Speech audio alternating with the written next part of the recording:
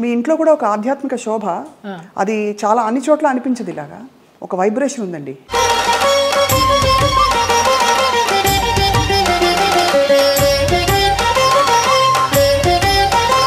ఇంట్లోకి రాగానే ఒక దేవాలయంలోకి వచ్చిన అనుభూతి అనేసి అంటారు. మీకు నచ్చినట్టు బతికారు దాదాపుగా. కరెక్టా? అవును. సీతమ్మ ఎవరి మాట వినదని, పోగొట్టుకున్నా సంపాదించిన ఎన్ని ఒడిదుడుకులు అయినా కూడా నేను ఎవరిని బ్లేమ్ చేసేందుకు లేదు. మీ రక్షణ మీరు ఎలా చేసుకున్నారు? అండ్ మగ ప్రపంచం వచ్చి మిమ్మల్ని పలకరించలేదు, ట్రై చేయలేదంటే ఎవరు నమ్మరు. కాపాడుకున్నాను అంటే కాపాడుకోలేదనే చెప్పాలి. తలుపులు కొట్టేవారు.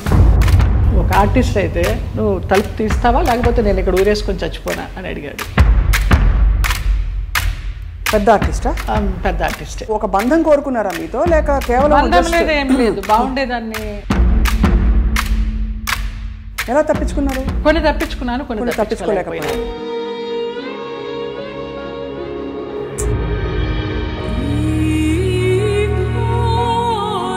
వినిపించలేదనో, తలుపు చప్పుడు వినిపించలేదనో, ఇలాగే మేనేజ్ చేసుకుంటూ కొన్ని తప్పించుకుంటూ, కొన్ని తప్పించుకోలేక, కొన్ని తప్పనిసరిగా.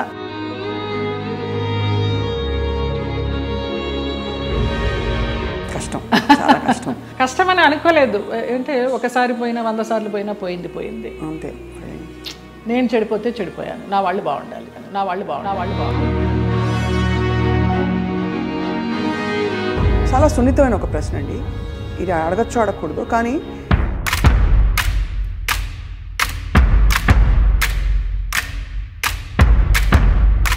వాళ్ళ ప్రవర్తన కూడా ఒక గాయం చేస్తుంది కదా మనసులో. అట్లా నేను అబద్ధం చెప్పకూడదు, ఎవరు అలాగే ప్రవర్తించలేదు. ఆ పేరు నేను అడగను, ఎందుకంటే మిమ్మల్ని ఇబ్బంది పెట్టను. వారు కనుక ఇంకా ఉండుంటే కనుక ఇంకా ఇబ్బంది పెట్టను. ఓకే. మలయాళం డైరెక్ట్. తెలుగు ఇండస్ట్రీలో బాగానే పోనీ మన ఇంటి పిల్ల అని ఏమన్నా హక్కును చేర్చుకున్నారా మిమ్మల్ని? ఇక్కడ కూడా ఇదేనా? అదే సమయంలో మీరు గాఢమైన ప్రేమలో పడ్డారు కదా. అది కూడా ఎలా పడాల్సి వచ్చిందంటే, ఏడుస్తూ పడుకుంటే అతను నన్ను చంపడానికి అంబాసిడర్ కారులో తీసుకెళ్తున్నాడు. మా ఆయన ఎవరైతే ఉన్నారో ఎక్స్ హస్బెండ్, నిలువెత్తు బాబా. ఫస్ట్ టైం నేను కాషాయ వస్త్రాల్లో అంబాసిడర్ కారు ఇలా ఆపి,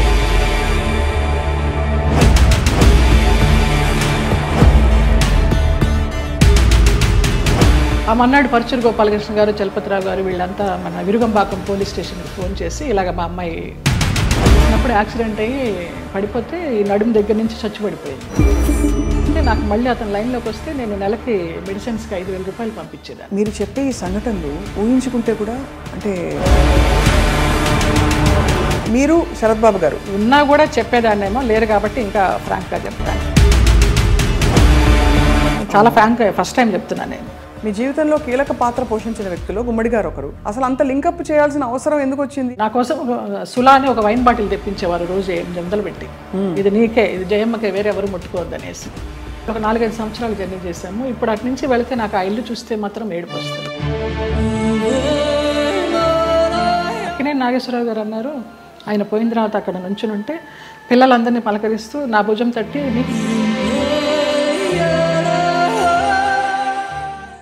అందరికీ నమస్కారం, సాదర స్వాగతం.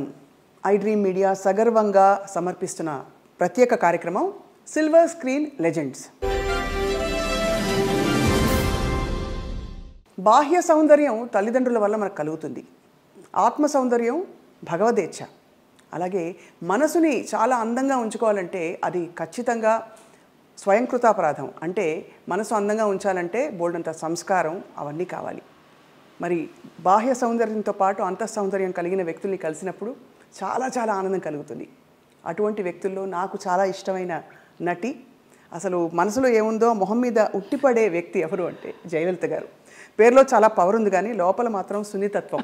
40 ఏళ్లుగా ఎన్నో పాత్రలు వేస్తూ బోరు కొట్టని బోరింగ్ పాప, జానాబెత్తల జానమ్మ, ఇలాంటి అద్భుతమైన క్యారెక్టర్స్తో మనందరినీ రంజింపచేశారు. కానీ మనసులో ఎప్పుడు ఏ కష్టం వచ్చినా ఇలా దాచుకున్నారు. నాట్య కళాకారిణిగా, నటిగా, అసలు జీవితాన్ని శోధిస్తున్న ఒక వ్యక్తిగా వారి ప్రయాణం గురించి వాళ్ళు తెలుసుకుందాం అద్భుతమైన ఈ కార్యక్రమంలో. నమస్కారం జయలలిత గారు. నమస్కారం స్వప్న. చాలా చాలా మనసుకు తృప్తిగా ఉంది. పరిచయం ఎంత అద్భుతంగా ఉందో, చాలా బాగా చేశారు. నిజంగా మిమ్మల్ని చూసినప్పుడు అలాగే అనిపిస్తుంది. మీ కళ్ళు, మీ నవ్వు చాలా మనసులోంచి ఇలా వస్తుంది. ఎక్కడ నటన ఊరికి ఏదో నవ్వాలి కదా అని ఎప్పుడు అనిపించదండి. ఇందాక మీరు అన్నారు కదా ఈశ్వరేచ్ఛ అని, అది అంతే, అదే నమ్ముతాను. మీ ఇంట్లో కూడా ఒక ఆధ్యాత్మిక శోభ, అది చాలా అన్ని చోట్ల అనిపించదు. ఇలాగా ఒక వైబ్రేషన్ ఉందండి అంటారమ్మా చాలా మంది. ఇంటికి వచ్చిన వాళ్ళు ఇంట్లోకి రాగానే ప్రశాంతత ఉంది, బయట చూస్తే ఏంటి ఇలాంటి ఫ్లాట్లో ఉంటుంది జయలలిత అనుకుంటాము, ఇంట్లోకి రాగానే ఒక దేవాలయంలోకి వచ్చిన అనుభూతి అనేసి అంటారు, అందరు అంటారు. ఆ నిశ్శబ్దం అసలు ధ్యానంలోకి వెళ్ళిపోవాలనిపించింది రాగానే. మీరు ఆధ్యాత్మికంగా కూడా ప్రయాణించారు కదా, అంటే ఇప్పుడు ప్రయాణిస్తున్నాను కూడా. అదే ఎందుకో మనసుకి హాయినిస్తోంది. ఇంకా ఈ ఆర్భాటాలు, ఈ అలంకారాలు, అలాంటి వాటన్నిటికీ దూరం అయ్యాననే చెప్పాలి. ఇంకా కొంచెం ఉంటుందేమో, దాన్ని కూడా దూరం చేయాలి. అది జయలలిత గారు చాలా ధైర్యంగా లైఫ్ని మీరు కొనసాగించారు. మీకు నచ్చినట్టు బతికారు దాదాపుగా. కరెక్టా? అవును, నిజమా? సీతమ్మ ఎవరి మాట వినదని. సీతమ్మ ఎవరి మాట వినదు. పోగొట్టుకున్న, సంపాదించిన ఎన్ని ఒడిదుడుకులు అయినా కూడా స్వయంకృతాపరాధం మీరు అన్నట్టు. నాకు నేను ఎవరిని బ్లేమ్ చేసేందుకు లేదు. మీ అసలు పేరు జయలలితేనా? లలిత. లలిత. మరి జయలలిత అనేది జయ తర్వాత కలిసింది కదా? కలిసిందంటే నాకు ఊహ తెలిసిన తర్వాత నేను చూసిన ఫస్ట్ మూవీ కథానాయకుడు ఎన్టీ రామారావు గారు, జయలలిత గారు. ఆ సినిమా చూసిన తర్వాత 6 సంవత్సరాలు అప్పుడు నాన్న అప్పుడు బడులు అనేవారు కదా, స్కూళ్ళు కదా, బడిలోకి జాయిన్ చేయడానికి వెళ్ళినప్పుడు మాస్టర్ గారు ఏంటమ్మా పేరు అన్నప్పుడు నాన్న లలిత అని చెప్పబోతుంటే నేను జయలలిత అని చెప్పేసాను. అది యాదృచ్ఛికం, తెలీదు. ఆ సంఘటన ఒకటే గుర్తుంది కానీ ఎందుకు చెప్పానో తెలియదు. జయలలిత అని చెప్పేసా. అప్పటి నుంచి జయలలిత. జయలలిత అనగానే ఆవిడ పవర్ఫుల్ జయలలిత గారే గుర్తొస్తారు. కానీ ఇక్కడ తెలుగునాట మీరు అంటే మీ ఏం చెప్పాలి, వర్చస్సు, ఒక అందం, ఒక గ్రేస్ ఏదైతే ఉందో ఆ జయలలిత గారికి ఈ జయలలిత గారికి పోలిక పడతారు. మీరు నమ్మచ్చు నమ్మకపోవచ్చు, అతిశయోక్తి అనుకోవచ్చు. మొన్న నేను కేరళ ఒక ఆయుర్వేదం ట్రీట్మెంట్కి వెళ్తే డీటాక్స్కి, అక్కడ వాళ్ళందరూ అన్నారు ఆ జయలలిత మీరు ఒకలాగానే ఉన్నారమ్మా అనేసి. ఫస్ట్ టైం ఆ గ్రూప్ అంతా అన్నారు. జయలలిత గారు, మీరు నాట్య కళాకారునిగా మీ అభ్యాసం మొదలుపెట్టినప్పుడు అప్పుడు మీ మనసులో ఏముండేది? తల్లిదండ్రులు చెప్పి మంచి డాన్సర్ అవ్వాలనుకునేవారా, లేదు అందరి ఇళ్లలో నేర్చుకుందాం? అసలు నా నాట్యాభ్యాసం ఎలాగా మొదలైందంటే అక్కకి నేర్పిస్తున్నారు. అక్కకి నేర్పిస్తున్నప్పుడు నేను చూస్తూ నేను కూడా నేర్చుకుంటాను అని ఏడ్చాను 5 సంవత్సరాలు. అప్పుడు అమ్మ అన్నారు ఇంకా నీకు అవగాహన లేదు, కొంచెం వయసు రావాలి, వచ్చిన తర్వాత నువ్వు నేర్చుకుందావు అంటే మా మాస్టర్ గారు ఆ అమ్మాయిలో ఉన్న జిజ్ఞాస చాలా నచ్చిందమ్మా నాకు. అంత వయసు అప్పుడు ఎవరికి కళల పట్ల ఆసక్తి ఉండదు, ఈ అమ్మాయికి ఏదో పూర్వజన్మ వాసన ఉంది, నేను నేర్పిస్తాను, మీకు ఎందుకు మీరు కంగారు పడకండి అని. నేను ఏడిస్తే నేర్చుకుంటానని అట్లా నేర్పించారు. ఇంకా అది నాకు నరనరాల్లో అలాగా ఉండిపోయింది. ఒక పెద్ద నాట్య కళాకారిని అవుదామని, ఒక పద్మా సుబ్రహ్మణ్యం గారిలాగా లైఫ్లో పెళ్ళి అనేది ఏమి చేసుకోకుండా అలా ఉందామని అనుకున్నాను. బట్ నాన్నకి జర్నలిస్ట్ అవడం వల్ల, సినిమా వాళ్ళతో సంబంధాలు ఉండడం వల్ల, మీ అమ్మాయి బాగుంది, కలర్ అది, హైట్ అది బాగుంది అంటే ఆ అమ్మాయిని హీరోయిన్ చేయాలి అనేసి, ఎన్ని పెళ్లి సంబంధాలు వచ్చినా కూడా వద్దు, మా అమ్మాయి అయితే పెళ్లి మంచి హీరోయిన్ అవ్వాలి, లేకపోతే డాన్సర్ అవ్వాలని ఆయన అలాగా కలలుగా అన్నారు. ఆయన కోరిక ప్రకారం ఆర్టిస్ట్ అవ్వాల్సి వచ్చింది. నా కోరిక అయితే మంచి డాన్సర్ అవ్వాలని. కానీ ఏ రోజు సంసారంలో సుఖపడాలి, ఇలాగా అంటే సెటిల్ అయిపోవాలి అనే ఆలోచన అనిపించలేదు?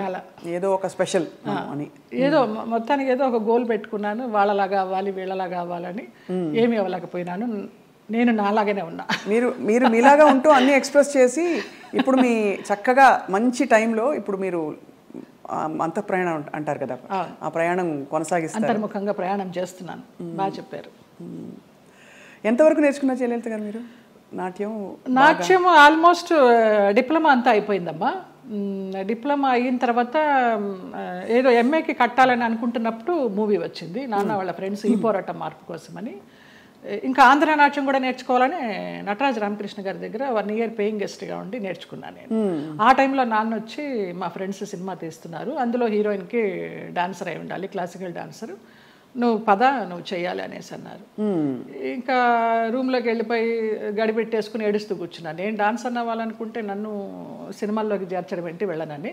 అప్పుడు నటరాజ రామకృష్ణ గారు, కళాకృష్ణ గారు నచ్చజెప్పి, నాన్న ఫ్రెండ్సే కదా తీస్తున్నది, వెళ్ళు, నచ్చితే చెయ్యి, కంటిన్యూ చెయ్యి, ఆఫర్లు వస్తాయి, లేకపోతే మళ్ళీ డాన్సర్గానే ఉండిపోదు అని నచ్చజెప్పి పంపించారు. ఇంకా వన్స్ ఆ రంగంలోకి వెళ్ళిన తర్వాత మరి వెనుదిరిగి నచ్చిందా మీకు సినిమా ఇండస్ట్రీ ఎక్స్పీరియన్స్ అది? మొదట్లో నచ్చలేదనే చెప్పాలి. తర్వాత రాను రాను ఇంకా ఫ్యామిలీ అంతా నా కోసం అని షిఫ్ట్ అయిపోయి వాళ్ళు ఇబ్బందులు పడుతున్నప్పుడు లేదు వీళ్ళందరి కోసమన్నా నేను ఇష్టపడి చేయాలని అలాగా కాంప్రమైజ్ అయిపోయి చేసినవే. చాలామంది నటీమణులు ఈ మధ్య కాలంలో నేను కలుస్తున్నవారు నాకు యాక్చువల్లీ అప్పుడు ఇష్టం లేదు కానీ పరిస్థితుల ప్రభావం, ఆర్థిక పరిస్థితులను కూడా చెప్పారు. మీకు అటువంటి ఇబ్బందులు వచ్చాయి? ఆర్థిక పరిస్థితుల వల్లనే కదా, మరి మేము చాలా మిడిల్ క్లాస్, మరి లోయర్ మిడిల్ క్లాస్ అని చెప్పలేము, అప్పర్ మిడిల్ క్లాస్ అని చెప్పలేము, వయా మీడియా మిడిల్ క్లాస్. నాన్న ఒక ప్రొడ్యూసర్ని నమ్మి మీ అమ్మాయికి హీరోయిన్ ఛాన్స్ ఇస్తామంటే మెడ్రాస్ షిఫ్ట్ అయిపోయారు. షిఫ్ట్ అయిపోయిన తర్వాత ఆ ఛాన్స్ నాకు కొన్ని కారణాల వల్ల రాలేదు. అయ్యో, రానప్పుడు ఇంకేం చేయాలి, ఇంతమందితో వచ్చిన క్యారెక్టర్స్ చేసుకుంటూ పోదామని ఒక గైడెన్స్ లేకుండా, ఒక గాడ్ ఫాదర్ అనేవారు లేకుండా ఏ క్యారెక్టర్ వస్తే ఆ క్యారెక్టర్ చేశా. ఫ్యామిలీ గెట్ ఆన్ అవ్వాలి ఫస్ట్. కానీ నిజానికి మీరు కథానాయికగానే మొదలు పెట్టారు కదా? అవును, ఈ పోరాట మార్పు కోసం కథానాయిక. అవును, బట్ ఆ తర్వాత మీరు అనేది హీరోయిన్ క్యారెక్టర్స్ రాలేదు, ఏమీ రాలేదు. ఆ సినిమా ఏదైతే వస్తుందనుకున్నానో అది పోయింది. ఆ సినిమా టైంలో ఈ పోరాట మార్పు కోసం సినిమా టైంలో సాంగ్స్ కోసం విజయ గార్డెన్స్కి వెళ్ళినప్పుడు ఆ ప్రొడ్యూసర్స్ చూడడము, హీరోయిన్ ఛాన్స్ ఇస్తామనడము, మెయిన్ క్యారెక్టర్ వాళ్ళు ఇవ్వకపోవడం, మెడ్రాస్ షిఫ్ట్ చేసి అదే టైంలో నానా మలయాళం మ్యాగజైన్ వాళ్ళు నన్ను చూసి బాగుంది అమ్మాయి మలయాళానికి హీరోయిన్గా పనికి వస్తుంది అనేసి వాళ్ళు నానా మ్యాగజైన్లో ఇంటర్వ్యూ తీసుకోవడము, అలాగా మలయాళం మూవీస్కి వెళ్ళడం జరిగిందనమాట. మలయాళం మూవీస్లో మరి చేస్తూ అంత మంచి ఇండస్ట్రీ కదా మలయాళం ఇండస్ట్రీ, మరి అక్కడ మీకు ఎక్కువ నిలదొక్కుని ఇప్పుడు ఎలా అయితే సూపర్ స్టార్స్ మనకు ఉంటారు అలాంటి అవకాశాలు రాక, లేకపోతే మీరు ఏదొచ్చినా పర్లేదు అని ఒక? అలా కూడా కాదు. మలయాళంలో ఫస్ట్ నేను చేసింది ఉప్పు మూవీ, ముస్లిం సబ్జెక్ట్, తల్లి కూతురు నేనే, డ్యూయల్ రోలు. నాకు దానికి Kerala best actress state award కూడా వచ్చింది. అవును. తర్వాత ఐవి శశి గారు అప్రోచ్ అయ్యారు. అప్రోచ్ అయితే మంచి డైరెక్టర్. అప్పుడు అంటే తెలియదు మనకి ఎలా ఉంటుంది, ఊరికే అవుట్లైన్ చెప్తారు కానివ్వండి, మంచి గ్లామర్ రోలు, కమల్ హాసన్ గారి పక్కన అనేసరికి చాలా ఆనందంగా ఉంటాం కదా. ఫస్ట్లోనే కమల్ హాసన్ గారి పక్కన ఉలగ నాయగన్ ఆయన పక్కన వచ్చింది అని. ఆ ముగ్గురు హీరోయిన్లు శోభన, గీత, నువ్వు అని చెప్పారు. ఓకే అనేసి ఒప్పేసుకున్నాను. అది కట్ చేస్తే విలన్ వైఫ్ వ్యాంపిష్. దాని తర్వాత రామానాయుడు గారు ఇంద్రుడు చంద్రుడిలో కమల్ హాసన్ గారి సెక్రటరీగా ఎవరు బాగుంటారంటే కమల్ హాసన్ గారు నన్ను రికమెండ్ చేశారు. ఆ అమ్మాయి ఎవరో చేసింది జయలలిత, చాలా బాగుంది, ఆ అమ్మాయిని పెట్టండి అని. అలాగే ఇంద్రుడు చంద్రుడిలో కూడా ఒక టైప్ ఆఫ్ వ్యాంప్. అలా కంటిన్యూ అయిపోయినాయి. కానీ శృతిలయల్లో ఒక పాంచాలి క్యారెక్టర్ కానీ, రాజశేఖర్ని మాయ చేసి అతని చేత ప్రోగ్రామ్స్ ఇప్పించి కమిషన్లు అవి తీసుకుని ఆ టచ్ ఉన్నవే వచ్చినాయి అన్నీ నాకు. ఒకలా చూస్తే దానికి ఒక ప్రత్యేక స్థానం ఉంది, అదేం తక్కువని కాదు. కానీ కాదు, అప్పట్లో కాలంలో ఎల్ విజయలక్ష్మి గారు వాళ్ళు ఎంత బాగా చేసేవారు అది. కానీ అది స్వర్ణయుగం, దానికి తగ్గట్టుగా వాళ్ళు అంత ఎలివేట్ అయ్యారు. ఇంకా కొంచెం రాను వెండి యుగాలు, ఈ రాగి యుగాలు ఇవన్నీ వచ్చేసరికి అప్పుడు వాళ్ళు డాన్సర్స్ చేసిన, వ్యాంప్ చేసిన, హీరోయిన్స్ చేశారు, అన్నీ చేశారు. ఆ డైరెక్టర్స్ అంత క్రియేటివిటీ ఉన్న డైరెక్టర్స్. ఇప్పుడు వాళ్ళు కాదని చెప్పడం లేదు, వాళ్ళు ధైర్యం చేసి అన్ని రకాల క్యారెక్టర్లు ఇచ్చేవారు ఒక ఆర్టిస్ట్కి. గిరిజ గారు మామూలుగా కమెడియన్ చేసి నాగేశ్వరరావు గారి పక్కన హీరోయిన్ చేయలేదా? అలా మా తరానికి వచ్చేసరికి వ్యాంప్ అంటే వ్యాంపే, చెల్లెలంటే చెల్లెలే, అలాగైపోయింది. సరే ఏదో ఒకటి, మనకి కళారంగం మనల్ని ఆదరించింది, అభిమానంగా పిలుస్తున్నారు, మన కుటుంబాన్ని పోషిస్తోంది అనే ఒక సద్బుద్ధితోనూ ఒక మంచితనంతోనే గెట్ ఆన్ అవుట్ వచ్చి, అంటే దాదాపు జీవితం నిర్ణయించిన విషయాలని మీరు స్వీకరిస్తూ ఒక నదిలా ప్రవహిస్తూ వచ్చేసారు. అంతే. అది కొంచెం మెచ్యూరిటీ వచ్చిన తర్వాత ఇంకా ఇది కర్మ సిద్ధాంతాన్ని నమ్మడం అలవాటు చేసుకున్న తర్వాత మనకి ఏది ప్రాప్తమో అదే, ఏది రావాలో అదే వస్తుంది, ఎప్పుడు రావాలో అప్పుడే వస్తుంది అన్న తర్వాత మనసుకి చాలా ప్రశాంతంగా హాయిగా ఉంది. ఇంత అందమైన జయలలిత గారు అప్పుడు ఒక అమ్మాయి, అఫ్కోర్స్ నాన్నగారికి పరిచయాలు ఉన్నప్పటికీ కూడా ప్రతి చోటికి నాన్నగారు రాలేరు కదా, మీ రక్షణ మీరు ఎలా చేసుకున్నారు? చుట్టూ ఉంటే మగ ప్రపంచం, అండ్ మగ ప్రపంచం వచ్చి మిమ్మల్ని పలకరించలేదు, ట్రై చేయలేదంటే ఎవరు నమ్మరు. అవును, అంటే అది జగమెరిగిన సత్యం. అలా అని వాళ్ళని ఏం అండలేదు. బట్ ఈ ప్రపంచంలో ఎలా మిమ్మల్ని మీరు కాపాడుకున్నారు? కాపాడుకున్నాను అంటే కాపాడుకోలేదనే చెప్పాలి. కాపాడుకోలేదు, ఎందుకు అబద్ధం చెప్పడం. పరిస్థితులకు అనుగుణంగా వెళ్ళాను, అందువల్ల నేను పెద్ద ఇబ్బందులు ఏమీ ఎదుర్కోలేదు. కొంచెం ఫ్రెండ్లీగానే మూవ్ అవుతూ, నవ్వేస్తూ. అది వరకు ల్యాండ్ లైన్లు ఉండేవి, ఫోన్లు, ల్యాండ్ లైన్ తీసి పక్కన పెట్టేసేవాళ్ళం. అవుట్డోర్ వెళ్తే తలుపులు కొట్టేవారు. ఒక ఆర్టిస్ట్ అయితే నువ్వు తలుపు తీస్తావా లేకపోతే నేను ఇక్కడ ఊరేసుకొని చచ్చిపోనా అని అడిగాడు. పెద్ద ఆర్టిస్టా? పెద్ద ఆర్టిస్టే ఒక కాలంలో. అంటే ఎందుకు అడుగుతున్నానంటేనండి, మరి అది వాళ్ళు ఒక బంధం కోరుకున్నారా మీతో, లేక కేవలం బంధం లేదు, ఏం లేదు, బాగుండేదాన్ని, యంగ్లో ఉన్నాను, మంచి పర్సనాలిటీ, వ్యాంప్ క్యారెక్టర్లు వేస్తున్నాను, కూడా అదే అయి ఉండొచ్చు అనే ఒక అపోహ. ఎలా తప్పించుకున్నారు? కొన్ని తప్పించుకున్నాను, కొన్ని తప్పించుకోలేకపోయాను. తప్పలేదు. అంటే మీరు నిర్ణయం తీసుకుని ఎవరైనా ఒక నిర్ణయం తీసుకుని ఇలా ఉండాలని ఉంటే అది వాళ్ళ ఇష్టం. అది కానీ అయిష్టంగా బలవంతంగా గనక ఏ పరిస్థితిలోకి వెళ్ళినా కూడా అది బడి కావచ్చు, ఇంకోటి కావచ్చు, ఇటువంటి ఒక చాలా కష్టం కదండి. ఒకసారి అలాగే ఒక డైరెక్టర్ని రిజెక్ట్ చేశాను అనేసి అతను ఆ క్యారెక్టర్ కట్ చేసి పంపించేశారు. పర్లేదు అనుకున్నాను. అలా కూడా జరిగిన సందర్భాలు. ఆ రోజుల్లో ఎలా ఉండేది జయలలిత గారు మీకు? అంటే మనసులో ఇలా జరుగుతోందని ముందే తెలుసా? వాళ్ళు తలుపులు కొట్టేటప్పుడు భయం వేసేదా, లేకపోతే తెలుసు ఎలా తప్పించుకోవాలనే ఆలోచన తప్పించి ఆ భయాలు అవేమీ లేవు. తలుపులు బద్దలు కట్టలేరు. మన్నాడు ఏమన్నా అడిగినప్పుడు ఏదో దాటేస్తాం, ఏదో ఒక రీజన్ చెప్తాం. అవునా, నిద్ర పట్టేసింది, ఫోన్ వినిపించలేదనో, తలుపు చప్పుడు వినిపించలేదనో, ఇలాగే మేనేజ్ చేసుకుంటూ కొన్ని తప్పించుకుంటూ, కొన్ని తప్పించుకోలేక, కొన్ని తప్పనిసరిగా. కష్టం, చాలా కష్టం. అయితే కష్టమని అనుకోలేదు. అంటే ఒకసారి పోయినా 100 సార్లు పోయినా పోయింది అంతే. ఇక మనకేమి అది ఫీలింగ్ ఉండదు. అంటే కరెక్టేలేండి మీరు అన్నట్టు. అంటే ఆ టైంకి మీరు ప్రాక్టికల్గా సమాధాన పడిపోయారు అంతే. దానికి అంతే. ఒకటే ఏమో, నా వాళ్ళు బాగుండాలి. ఎలాగో వచ్చాను, నేను చెడిపోతే చెడిపోయాను, నా వాళ్ళు బాగుండాలి, అంతే. ఆ మంచి మనసుతోనే వచ్చాను కాబట్టి ఇప్పటికీ నన్ను భగవంతుడు ఈ రకంగా చూస్తున్నాడు 40 years ఇండస్ట్రీలో అని ఒక నమ్మకం. ఇప్పుడు అందరూ బాగున్నారు. చాలా సున్నితమైన ఒక ప్రశ్న అండి ఇది. అడగచ్చు అడగకూడదు, కానీ ఈ సోకాల్డ్ ప్రముఖులు వీళ్ళు మిమ్మల్ని ఇలాగా ఇబ్బంది పెట్టి, సరే వాటెవర్ ట్రై చేసి అది బలవంతంగా మీరు తలొగ్గినప్పుడు గౌరవం ఉంటుందా, లేకపోతే కేవలం జస్ట్ వాళ్ళ ఇంకా పైశాచికత్వం? కానీ పైశాచికత్వం ఏమీ ఉండదు, గౌరవం ఉండదమ్మా. Just matter of fact, need అంతే. రెండు ఉండవు, అది మరీ పీక్ ఉండదు. కానీ అంటే ఎందుకు అడుగుతున్నానంటేనండి, ఆ టైంలో వాళ్ళ ప్రవర్తన కూడా ఒక గాయం చేస్తుంది కదా మనసులో. అట్లా నేను అబద్ధం చెప్పకూడదు, ఎవరు అలాగ ప్రవర్తించలేదు. పైశాచికము లేదు, ప్రేమ లేదు. ప్రేమ అసలు ఉండదు. ఒప్పుకొని వెళ్ళాము, అంతవరకు. వాళ్ళ నీడ్ అయిపోయింది, వచ్చాము. తర్వాత ఎలా ఉండేవారు వీళ్ళందరూ? బాగానే ఉండేది మామూలుగా. షార్ట్ అంటే షార్టే, అంతే. సో అది అలాగా ఒక ప్రొఫెషనల్ సిస్టంలో దాదాపు ప్రతి హీరోయిన్కి, ప్రతి అందమైన నటికి ఇది సర్వసాధారణమైపోయిన పరిస్థితులు వచ్చాయి అనే ఒక బాధతో తప్ప మరీ మిమ్మల్ని ప్రోబ్ చేసి ఇబ్బంది పెట్టాలని కాదు జయలలిత గారు. అయ్యో లేదమ్మా.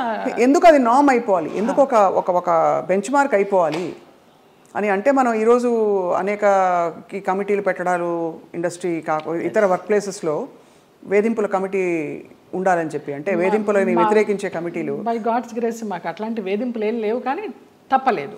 అంటే అది కరెక్టే. అంటే వేధింపులు లేకపోయినా ఒక పాయింట్లో మీరు ఎస్ చెప్పకపోతే మీకు అవకాశాలు తగ్గిస్తాం అన్నది ఒక వేధింపే కదా. అవును. అంటే మీకు టాలెంట్ ఉండి కూడా చెప్పాను కదా, ఒక డైరెక్టర్ పంపించేశారు సుగం క్యారెక్టర్ అయిన తర్వాత అనేసి. ఆ పేరు నేను అడగను, ఎందుకంటే మిమ్మల్ని ఇబ్బంది పెట్టను. వారు గనక ఇంకా ఉండుంటే గనక ఇంకా ఇబ్బంది పెట్టను. లేరు, పోయినారా? Okay. Malayalam director. Okay.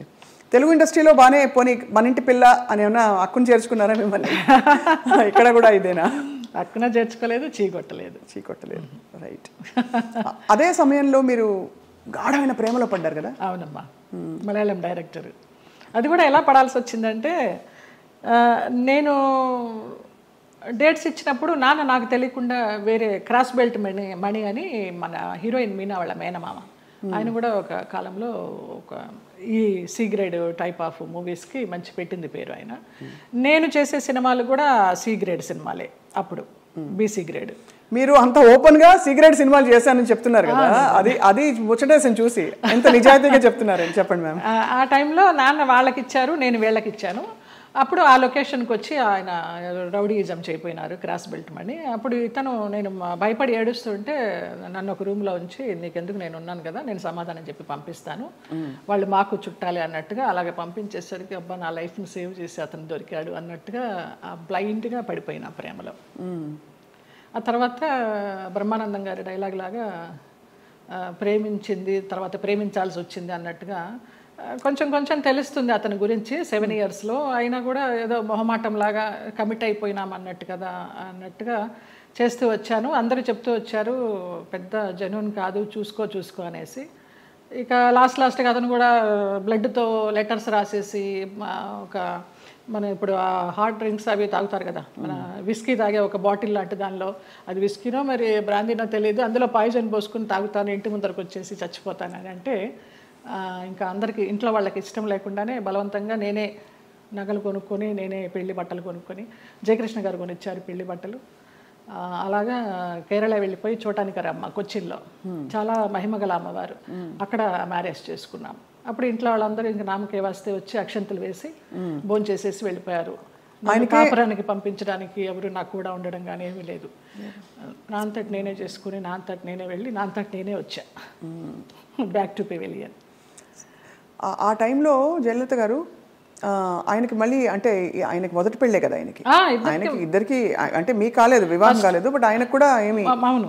But ఏ ఇబ్బందులు వచ్చాయి మీ ఇద్దరు మధ్య? డబ్బు, వాళ్ళకి అప్పులు ఎక్కువైపోయినాయి, చాలా విపరీతమైన లావిష్నెస్ వాళ్ళకి.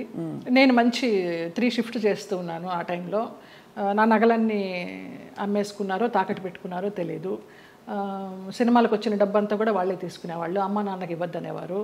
అమ్మ నాన్న భయపడి పవర్ ఆఫ్ అటర్నిటీ రాయించుకొని నీకు బిడ్డలు పుట్టిన తర్వాత నేను నీ ఆస్తి నీకు ఇస్తామంటే, ఆ పవర్ ఆఫ్ అటర్నిటీ ఎక్కడికి వెళ్ళి సైన్ చేశావు, అది క్యాన్సిల్ చెయ్యి, బిడ్డను కానీ అంటే అతనికి తెలియకుండా నేను లేడీ డాక్టర్ దగ్గరికి వెళ్ళి నాకు బిడ్డలు వద్దు, ఒక 6 మంత్స్ నేను కొంచెం జాగ్రత్తగా ఉండాలనుకుంటున్నానని అతనికి తెలియకుండా నేను లేడీ డాక్టర్ దగ్గరికి వెళ్ళి ఆ పిల్స్ తీసుకొని వేసుకుంటూ ఆ బిడ్డలు రాకుండా జాగ్రత్త పడ్డా. ఇక తర్వాత 3 మంత్స్కి గొడవలు, 6 మంత్స్ నుంచి కొట్టుళ్ళు, యాసిడ్లు పోస్తాను అనడాలు, గదిలో బంధించడాలు, ఇవన్నీ అయిన తర్వాత ఏడుస్తూ పడుకుని ఉంటే అతను నన్ను చంపడానికి అంబాసిడర్ కార్లో తీసుకెళ్తున్నాడు. మా ఆయన ఎవరైతే ఉన్నారో ఎక్స్ హస్బెండ్ నిలువెత్తు బాబా. ఫస్ట్ టైం నేను కాషాయ వస్త్రాల్లో అంబాసిడర్ కారు ఇలా ఆపి నేను కూర్చున్న వైపు డోర్ తీసి నన్ను గబగబగా లాక్కెళ్ళారు. ఆ మన్నాడు పరుచూరు గోపాలకృష్ణ గారు, చలపతిరావు గారు వీళ్ళంతా మన విరుగంబాకం పోలీస్ స్టేషన్కి ఫోన్ చేసి ఇలాగ మా అమ్మాయి అపాయకరమైన పరిస్థితిలో ఉంది, మీరు వెళ్ళి ఆ అమ్మాయిని బయటికి తీసుకురావాలని చెప్పి అలా ఇంటికి తీసుకొచ్చారు నన్ను. ఆ బాబా సంఘటన అలా జరగడం, ఇక్కడ పరుచూరు గోపాలకృష్ణ గారు, చలపతిరావు గారు ఇలా సహకరించడం అంత యాదృచ్ఛికం. అంటే ఎవరో ఒకళ్ళు భగవంతుడు పంపిస్తాడు అంతే, ఆయన రాడుగా నేరుగా. అంటే మనసు పెట్టి మీరు ఇష్టపడి అన్నీ వదులుకుని ఎవరు లేకుండా మీరు వెళ్ళి చేసుకున్న పెద్ద స్టేట్మెంట్స్ ఇచ్చేసి కళ్యాణం వచ్చినాక వచ్చిన ఆగదనేసి అందరూ అనేవారు దొంగోళ్ళు బట్టి ముఖంలా ఉన్నాడు, ఎలా నచ్చాడు నీకు, ఎలా నమ్మావే అనేసి. అంటే మీకు ఆ టైంలో మీరు గాయపడిన మీకు అదే ఆయనే రక్షణ ఇచ్చాడు. ఎందుకంటే అంత ముందు అందరూ వచ్చిన వాళ్ళందరూ మీతో మిస్బిహేవ్ చేసిన వాళ్ళు, మీకు ఇబ్బంది పెట్టి మిమ్మల్ని ఏదో ఒకటి రాబట్టారు. సో ఇతను ఏదో ఇస్తారనుకుని మీరు తప్పలేదండి. అంటే నమ్మకపోతే జీవితం ఎందుకండి? నమ్మకం ఇంపార్టెంట్ విషయం, మీరు నమ్మి దెబ్బ తగిలినా కూడా ఆ గాయం ఎక్కువ ఇది కాకుండా భగవంతుడు వచ్చి మిమ్మల్ని కాపాడు. నిజంగా తర్వాత అతను రమ్యకృష్ణతో నీలాంబరి సినిమా చేశాడు కన్నడలో. ఇంకేదో మూవీ చేస్తున్నప్పుడు యాక్సిడెంట్ అయ్యి పడిపోతే ఈ నడుము దగ్గర నుంచి చచ్చుపడిపోతే నాకు మళ్ళీ అతను లైన్లోకి వస్తే నేను నెలకి మెడిసిన్స్కి 5,000 రూపాయలు పంపించేదాన్ని అతనికి. జాలి అవసరమా ఏమో తెలీదు, ఇంకా రుణానుబంధం ఉందనుకుంటా అనేసి. చాలా సంవత్సరాలకి అది. ఒక పాప పుట్టింది అతనికి, వేరే పెళ్లి చేసుకుని. ఆ పాపకి ఇప్పుడు లేదు, నేను చాలా ఒక 4-5 ఇయర్స్ అయిపోయింది టచ్ లేకుండా. 13 సంవత్సరాలు ఎప్పుడో దాని పుట్టినరోజు అని అది ఇది అంటే ఇక్కడి నుంచి ఏమైనా పంపించేదాన్ని. ఆ పిల్ల అడిగేదంటే ఎవరు పంపించారు నాన్న అని. బాబా పంపించారమ్మా అనేవాడంట. బాబాగారు భక్తులా మీరు మొదటి నుంచి? నాకు రమాప్రభమ్మ పరిచయం చేసింది బాబా గారిని ధవళేశ్వరంలో, నల్లబాబా. స్వతంత్ర భారతం అని మన నారాయణమూర్తి గారి సినిమాకి వెళ్ళినప్పుడు ఎందుకో గ్యాప్ వచ్చింది, నీకు ఒక బాబాని చూపిస్తారా అనేసి తీసుకెళ్ళారు ధవళేశ్వరం. అప్పుడు చూడడమే, ఆవిడే పరిచయం చేసింది. తర్వాత ఈ పెళ్ళి విడిపోతాను అన్నప్పుడు ఈ ఇన్సిడెంట్. తర్వాత ఇంటికి వచ్చి వారం రోజులు తర్వాత పడుకుని ఏడుస్తుంటే ఏంటి ఇలాగైపోయింది, బాగుంటాను అనుకున్నాను పెళ్లి చేసుకుని అని ఏడుస్తున్నప్పుడు ధవళ వస్త్రాల్లో నేను ఇలా పడుకుని ఏడుస్తుంటే నా పక్కన కూర్చుని ఆయన ఈ మడికాలు వేసుకొని ఇలాగా చేయి పెడితే నాకు కరెంట్ షాక్ కొట్టినట్టు అయిపోయింది. ఏం పర్లేదు నేను ఉన్నాను ఏడవకనేసి. ఆ 2 సార్లే కనిపించారు. తర్వాత 4 హారతులు చేసేదాన్ని ఇంట్లో, ఇంకెప్పుడు కనిపించలేదు నాకు ఆయన. కానీ మీరు చెప్పే ఈ సంఘటనలు ఊహించుకుంటే కూడా అంటే ఇంకా ఏమనాలో మాటలు రావట్లేదు. బాబా గారు వచ్చి పక్కన కూర్చుని ఆ అనుభూతి మీకు కలగడం, నేను చాలా ఫీల్ అయినా. మా స్పర్శ ఒక ఏంటో అంటారు కదా 1000 ఓట్ల కరెంట్ షాక్ కొట్టినట్టు అనేసి, అలా ఒక ఆరాలాగా వచ్చేసింది 2 సార్లు. బాబా గారి కోసం ఒక పాట పాడరా, ఒక 2 లైన్లు. ఇక్కడే ఉన్నారు బాబా గారు అనిపించే అంత అద్భుతంగా చెప్పారు మీరు. నువ్వు లేక నాథలం బ్రతుకంతా అయోమయం, నువ్వు లేక నాథలం బ్రతుకంతా అయోమయం, బాబా ఓ బాబా ఇక నీ పరీక్షకు మేము పలేము, ఇటులి నిరీక్షణ మేము పలేము, నువ్వు లేక నాథలం బ్రతుకంతా అయోమయం, బాబా ఓ బాబా. ఎంత ముద్దుగా బుజ్జి తల్లిగా పాడారు. నాకు అది బ్రహ్మానందం గారు ఇచ్చారు ఆ బాబా. ఈ బాబా గారు బాబా డివోటివ్ కదా అనేసి వాళ్ళ మేనేజర్ చేత ఇచ్చి పంపించారు. ఆయన అసలు ఒక అద్భుతం, ఆయనే ఒక అద్భుతం బ్రహ్మానందం గారు. తిరిగి వచ్చిన తర్వాత మరి పుట్టింటి వాళ్ళు ఏమన్నారు? ముందే చెప్పాం కదా, సంతోషపడ్డారు, వచ్చేసారని. మా అమ్మాయి మాకు వచ్చేసింది, మా సంపాదన మాకుంది అనేసి. కానీ ఒకటండి, మీరు ఏ మాట కామాట ఓపెన్గా మాట్లాడుకుంటున్నాం కాబట్టి, పుట్టింటి వాళ్ళు కావచ్చు అత్తింటి వాళ్ళు కావచ్చు మిమ్మల్ని ఒక ఏటీఎం మెషిన్లో చూసారని అనిపిస్తుంది. అంతే. దానికోసం మీరు నలిగిపోయి, మీరు లోపల ఇదైపోయి వెళ్ళి, అప్పుడు నలగడాలు కూడా మనకి తెలియదు, అంత జ్ఞానం కూడా లేదు కాబట్టి మీకు సంతోషం. అంటే ఇగ్నోరెన్స్ ఇస్ బ్లిస్ అంటారు ఇంగ్లీష్లో. అదే ఏమో, అది నేను తెలుగు మీడియం, ఇంగ్లీష్ కూడా పెద్దగా రాదు, బిఏ తెలుగు మీడియం. అంటే సింపుల్గా చెప్పాలంటే ఎవరి పిచ్చి వారికి రక్షణ, ఆనందం కాకపోయినా మీకు తెలియనితనమే మీకు మళ్ళీ కాపాడింది. ఆ తర్వాత మళ్ళీ ఇప్పుడు సినిమాలు వరుసగా పరుచూరు గోపాలకృష్ణ గారు, ఎంత చలపతిరావు గారు మీకు చేసిన, వాళ్ళే నిలబెట్టారమ్మా. తర్వాత రామానాయుడు గారు వాళ్ళంతా వాళ్ళే నిలబెట్టారు. కాకపోతే అప్పుడు ఉన్నంత ఇది డిమాండ్ లేకుండా ఉండే. ఒకసారి పెళ్లి చేసేసుకుని వెళ్ళిపోయి మళ్ళీ వచ్చి నా క్యారెక్టర్లన్నీ అప్పుడు సనా చేసేది ఆ గ్యాప్లో. ఆ తర్వాత అలా వస్తూ వచ్చినాయి, కానీ ముందరంత ఆ 90sలో ఉన్నంత డిమాండ్ లేదు. అంటే ఇది మరీ ఎక్కువ మొన్ననే, అంటే ఒక 20-25 ఏళ్ళ అంటే 92 సెప్టెంబర్ 3 మ్యారేజ్ చేసుకున్నాను. 93 సెప్టెంబర్ 3 1 year మ్యారేజ్ డే రాకుండానే విడిపోయాం మ్యూచువల్ అండర్స్టాండ్ మీద. తర్వాత ఏమి ఇబ్బంది పెట్టలేదా మిమ్మల్ని? ఏం లేదమ్మా అసలు. ఇంకేముంది, అన్ని తీసేసుకున్నారు కదా, ఇంకేముంది ఇబ్బంది పెట్టడానికి. డబ్బులు తీసేసుకున్నారండి? తీసుకున్నారు, చాలా చాలా ఖర్చు. అప్పుల వాళ్ళు వచ్చేవాళ్ళు, ఈయనేమో చనిపోతానని వెళ్ళేవాడు, అమ్మ భర్త సుమంగళితనం పోతుంది ఎలాగా అనేసి చెక్ మీద సంతకం చేసి ఇచ్చేస్తూ ఉండేదాన్ని. ఎంత కోల్పోయారు జయలలిత గారు? పోయింటాయమ్మా, ఒక 50 sovereigns గోల్డ్ లాగా పోయి ఉంటుంది, ఒక 25 lakhs క్యాష్ పోయి ఉంటుంది. సో దాదాపు ఆ రోజుల్లో చాలా ఎక్కువ కదా, 2-3 కోట్లు అనుకోండి ఈ రోజులు ఈజీగా. ఆ లెక్క కూడా తెలియదు మనకి. అంటే కానీ అదే బాధ చాలా. మీరు మీకోసం ఇష్టంగా ఎప్పుడైనా ఏదైనా కొనుక్కున్నారా? ఒక ఇల్లు, ఒక కారు, ఒక నగలు? అట్లా నగలు ఇష్టం. నేను కొనుక్కున్నప్పుడల్లా అమ్మ అడిగేది నాకు కూడా ఆ నగ కావాలి అనేసి. నేను ఏదైనా చీర కొనుక్కుంటే నాకు ఆ చీర కావాలని అడిగేది. ఒకప్పుడు నగలు చీరలు ఇష్టము. ఈ కార్లు ఇళ్ళు అంటారా నాకు తెలియదు. ప్రాపర్టీలు చేర్చుకోవడము, కొంచెం డబ్బు ఉంటే దాచుకోవడము, ఏదైనా కొనడము, అది పెరుగుతుంది అనుకోవడము, ఆ బిజినెస్ మైండ్ లేదు. అదే ఉంటే కనుక మరి ఇంత మీరు అన్ని పోగొట్టుకుంటారా చెప్పండి? అందరూ అనేవారు ఏదైనా స్థలం కొని పడేయమ్మా అని, వినేదాన్ని కాదు. అదే ఇల్లు, పెళ్ళి, పిల్లలు అన్ని ప్రాప్తంలో ఉండాలంటారు, అవి లేవు. చాలా దారుణం అండి. మీకు മലയാളം അറിയുമോ? അറിയും, നന്നായിട്ട് അറിയും. നന്നായിട്ട് 25 പടം అభినయించుండు మలయాళത്തിൽ. అంతే కదా. అంత పెళ్లి చేసుకున్నవాడు మలయాళి. అవును, తిట్టేదాన్ని మలయాళంలో. అవునా? పట్టి నాకు ఒకటి తెలుసు, పట్టి పట్టి కళూరుండ మోనే గాడిద. మలయాళం వంటలు కూడా వచ్చా జయలలిత గారు మీకు? అసలు నాకు మన తెలుగు వంటే రాదు, స్టవ్ అంటించడమే రాదు. ఓలన్ ఓలన్ ఓలన్ అంటే కాలన్ కాలన్ പച്ചടി കിച്ചടി എരിശ്ശേരി ഒന്നും അറിഞ്ഞൂടാ. ഒന്നും അറിഞ്ഞൂടാ. కాఫీ టీ పోలే അറിഞ്ഞൂടാ. ఇప్పుడు అసలు మీకు వంట రాదా? అసలు స్టవ్ అంటించడం రాదు తల్లి. ఎంత ముద్దుగా చెప్పారండి. ఎలా మరి ఎవరు చేసి పెడతారు? మా మేనమామ కొడుకు వాడు, నలభీమ పాకం వాడే అండి. మార్నింగ్ అక్కడ సోఫాలో కూర్చున్నానంటే నైట్ డిన్నర్ వరకు అన్నీ అక్కడికే వస్తాయి.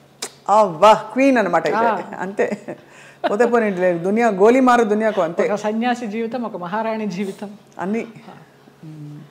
అయితే అప్పుడు మళ్ళీ మీరు పుంజుకుని తిరిగి వచ్చాక ఎవరు చెప్పేవారు మీకు మంచి చెడు ఇంత గాయం అయి తిరిగి వచ్చారు, రెమ్యూనరేషన్ ఎంత అడగాలి, రోల్ ఒప్పుకోవాలా వద్దా, రోల్ కట్ చేసేస్తే అడగాలా వద్దా, మీకు ఇవ్వవలసిన సౌకర్యాలు సెట్లో మీకు ఏదో ఇలాంటివి ఇస్తున్నారు, ఫ్లైట్ ఇస్తానని ఇవ్వలేదు, ట్రైన్ ఇచ్చారు, ఈ అడ్జస్ట్ అవ్వాలా లేదా, ఈ మంచి చెడులు ఎలా తెలిసేవి మీకు?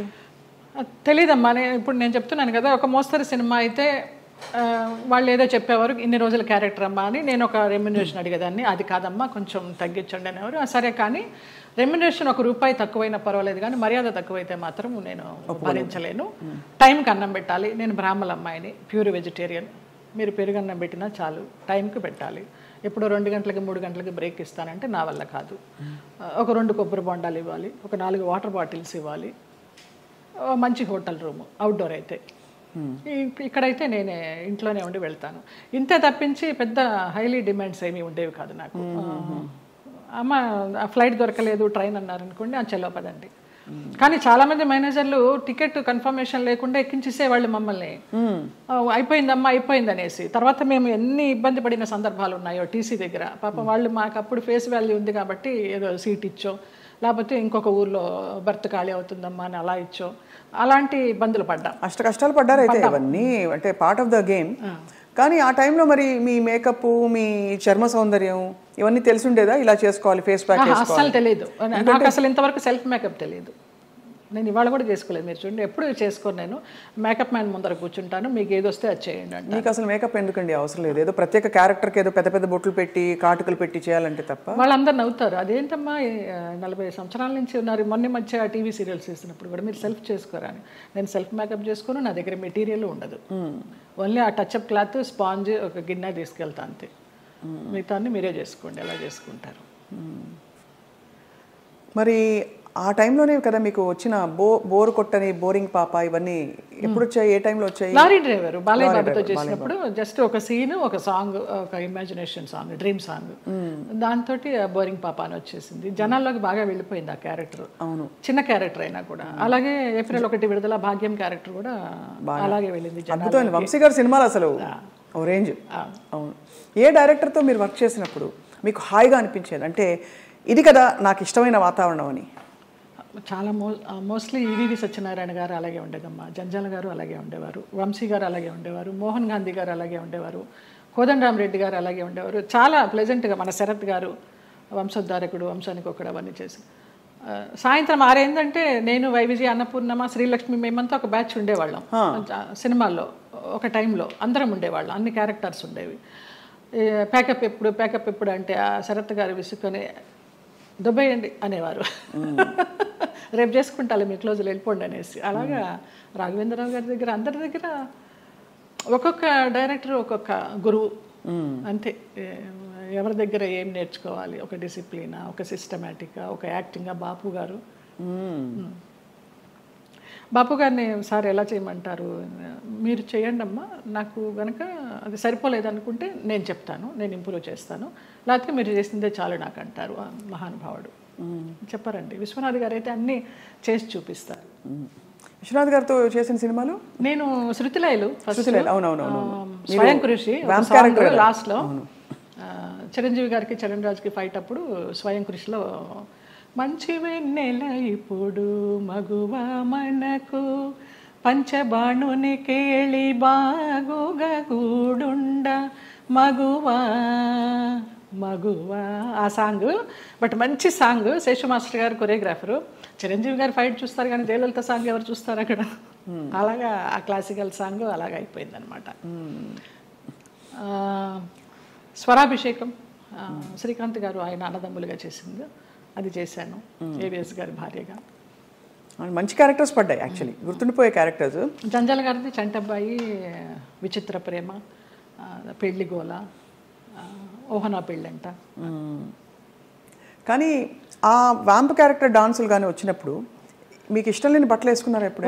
అన్నీ పొట్టి పొట్టి బట్టలు వేసేసుకుని నుంచునే వాళ్ళము. మేకప్ మ్యాన్లు స్టాకిన్స్ ఉండేవి కదా అప్పుడు మాకు, మొత్తం గోడకి సున్నం కొట్టినట్టే కొట్టేవారు. ఇలా ఉన్నా కూడా కొంచెం ఎక్కడెక్కడ ప్యాచెస్ ఉన్నాయో, మోకాలు అవి ప్యాచెస్ ఉన్నాయని మొత్తం పెయింట్ కొట్టి అలా నుంచునే వాళ్ళం బొమ్మలాగా. ఏం కలిగేది కాదు, అలవాటైపోయింది. నేను ఆ డ్రెస్ వేసుకొని కూర్చున్నా కూడా మా అసిస్టెంట్ తీసుకొచ్చి టవల్ కప్పేవాడు. వచ్చి తీసిపారే, ఇది కప్పుకున్న దగ్గర నుంచి వాళ్ళకి ఆత్రం ఏముంది లోపల అని. ఇది మూసినంత వరకే కదా ఆత్రం, ఇది తెరుచుకుంటే ఏముంది తీసి పడేసేదాన్ని. మళ్ళీ షార్ట్కి తీయాలి, అప్పుడు విచిత్రంగా చూస్తూ ఉంటారు. మనకి షార్ట్ కాన్సన్ట్రేషన్ ఉండదు. ఇప్పటి నుంచి ఇలాగే కూర్చుంటా. మానవ నైజం అండ్ అందులో మీలాంటి ఒక స్త్రీ, అంటే ఇంత కష్టం చూసిన స్త్రీ ఎంత దెబ్బతిన్నా కూడా నేర్చుకోకుండా మళ్ళీ ప్రేమలో పడడం సహజం. సో మళ్ళీ అలా పడ్డారా? అంటే పడలేదా? భగవంతుడు నన్ను రక్షించాడు. కానీ ట్రై చేస్తుంటారు కదా చాలా మంది, అంటే ప్రేమలో పడ్డానికి ఎవరు ట్రై చేయలేదమ్మా. ఉంచుకుంటామని, మళ్ళీ రెండో పెళ్లి చేసుకుంటామని. నాకు ఇంట్రెస్ట్ లేదు, నాకు భయం. ఒక పెళ్ళి చాలు, అయిపోయింది దాంతో ఎక్స్పీరియన్స్. చాలా మంది కాంప్రమైజ్ అయిపోతారు కదా, ఏదో ఒక తోడు, ఏం లేని చోట ఒక తోడు ఉంటుందని. అలా అనిపించలా. అన్నపూర్ణమ్మ వాళ్ళందరూ కూడా అనేవారు, కనీసం పెళ్లి చేసుకోకపోతే ఎవరన్నా బిడ్డనన్నా పెంచుకో, నీకు వయసు అయినప్పుడు ఆసరాగా ఉంటారని. అక్క పిల్లలు అన్న పిల్లలు అందరూ ఉన్నారు చాలు. అది కూడా అనిపించలే. నాకు ఒక బిడ్డ, నాకు ఒక సంసారం, మళ్ళీ పెళ్ళి, మళ్ళీ ప్రేమ చాలు ఒకటి. అమ్మ బాబోయ్, అవును, ఎంత గాయం అయింటుందో మీకు అర్థమవుతుంది. మీరు నేర్చుకోవడం గొప్ప విషయం. గాయం ఎంతైందో తెలియదు కానీ దాని మీదకి వెళ్ళలా, డైవర్ట్ అవ్వాలా నేను. బట్ ఏదో ఒక ఏంటి లైఫ్ అనుకుంటే ఏమొచ్చేది మీకు ఆన్సర్? ఇప్పుడు ఫర్ ఎగ్జాంపుల్ పొద్దున్న లేస్తే మేకప్ వేసుకుని సెట్లో ఉండి వాళ్ళకి కావాల్సినట్టు డివోర్స్ అంతా ఉన్నప్పుడు మనకు కావాల్సినట్టు మనం ఉండే టైం ఉండాలని అందరికీ అనిపిస్తుంది. అలా ఉంటుంది కదా. ఏదో ఒక మంచి ఫ్రెండ్స్ ఉన్నారా మీకు? అట్లా కూడా ఎవరు లేరు. ఇప్పుడు రాగిణి, రక్ష, లతాశ్రీ వాళ్ళందరూ సోకాళ్ళు వాళ్ళందరూ ఎప్పుడైనా మీ మధ్య ఎప్పుడు ఈర్ష్యలు, కాంపిటీషన్లు ఏమీ లేవా? ఎప్పుడు లేదు, ఎప్పుడు లేదు. ఈ చీర నువ్వు తీసుకో, నువ్వు కట్టుకో, ఎలాంటి ఫ్రెండ్స్? ఎన్నో అలాంటివి ఎన్నో. నేను రాగిణికి ఎన్ని ఇస్తాను చీరల నగలు, పాపం పాడైపోయినవి కూడా అది మళ్ళీ రిపేర్ చేసుకుని, అక్క నువ్వు ఇచ్చింది చూడు ఎంత బాగుందో, కట్టుకున్నాను అంటుంది. అలాంటిదే తప్పించి నువ్వు కట్టుకుని ఇప్పేసిన చీర నాకు ఇస్తావేంటి, అలాంటివి ఏం లేదు. ముందర అడుగుతుంది, అక్కలకి ఆ వదిలినకి చీరలు తీస్తున్నాను అంటే అక్క నన్ను గుర్తుపెట్టుకో, నాకు కూడా ఇవ్వంటుంది. అలా చాలామందికి ఇచ్చిన సందర్భాలు ఉన్నాయి. సో 90వ దశకం ఆరంభంలో మీకు మ్యారేజ్ ఫెయిల్ అయిన తర్వాత దాదాపు మీరు ఒంటరి ప్రయాణమే. ఒంటరి ప్రయాణం. అమ్మ నాన్న వాళ్ళు? అమ్మ నాన్న 99లో అమ్మ పోయింది, 2005లో నాన్న పోయారు. తర్వాత 2003లో నేను హైదరాబాద్ షిఫ్ట్ అయ్యాను. ఇంకా అక్కడ ఉన్న ఒక ఇల్లు అమ్మేసి అక్కల అన్నలు అందరూ వేరే వేరే కాపురాలు పెట్టేసుకున్నారు. ఆ డబ్బుతో ఇక్కడికి వచ్చి నేను మధురానగర్లో చలపతిరావు గారు చెప్పి ఆయన ఉండే ఫ్లాట్స్లోనే పైన పెంట్ హౌస్ కొనుక్కున్నాను. ఓరిని బ్రహ్మ బంగారంగాను, ఏవిఎస్ గారి సినిమా షూటింగ్ అప్పుడు. నీకు ఆఫర్స్ ఉంటాయో లేవో తర్వాత విషయము, ఆత్మీయులందరూ ఇక్కడ ఉన్నాం కదే వచ్చేసే అన్నారు. అలాగే వచ్చేసాను. మూవీ ఆఫర్స్ కోసం రాలేదు నేను, వచ్చాను చిన్న చిత్తగా చేస్తూ వచ్చాను. 2007లో చిట్టిబాబు గారు, మన రాజబాబు గారు తమ్ముడు, వాళ్ళు ల్యాండ్ ఓనర్స్, ఈ ల్యాండ్ ఓనర్స్ ఇక్కడ కడుతున్నారు, బాగుంది చూడు అనేసి అంటే వచ్చాను, నచ్చింది, వాస్తు అది బాగుంది, కొనేసుకున్నాను. ఇంకా 2007 నుంచి ఇక్కడే. చాలా అద్భుతంగా మెయింటైన్ చేస్తున్నారు మీరు. అంటే ఎక్కడ కూడా ఇది పాత అపార్ట్మెంట్ కొత్త అపార్ట్మెంట్ లాగే అనిపిస్తుంది. మోడల్ అండ్ అలాగే ఇంటీరియర్స్ చేయించడం. ఇంటీరియర్స్ అంతా మీ టేస్టేనా? అబ్బాయి నాకు అసలు టేస్ట్ అనేదే లేదు. అయ్యో, అంత గుడ్డెద్దు చేలో పడ్డట్టేనమ్మా. ఏదో చేసుకుంటాము, అందరూ వచ్చి బాగుంది అంటారు. దానికోసం టైం వెచ్చించి ఇది చేస్తే ఎలా ఉంటుంది, ఇది చేస్తే ఎలా ఉంటుంది, ఆ థాట్ లేదు, ఆ ఓపిక లేదు. సో అలా మరి జీవితం అలా నడుస్తూ మీరు వచ్చారు. మధ్యలో మీరు శరత్ బాబు గారు ఒక అది మనసు బంధం అని చెప్పచ్చా? మనసు బంధమే.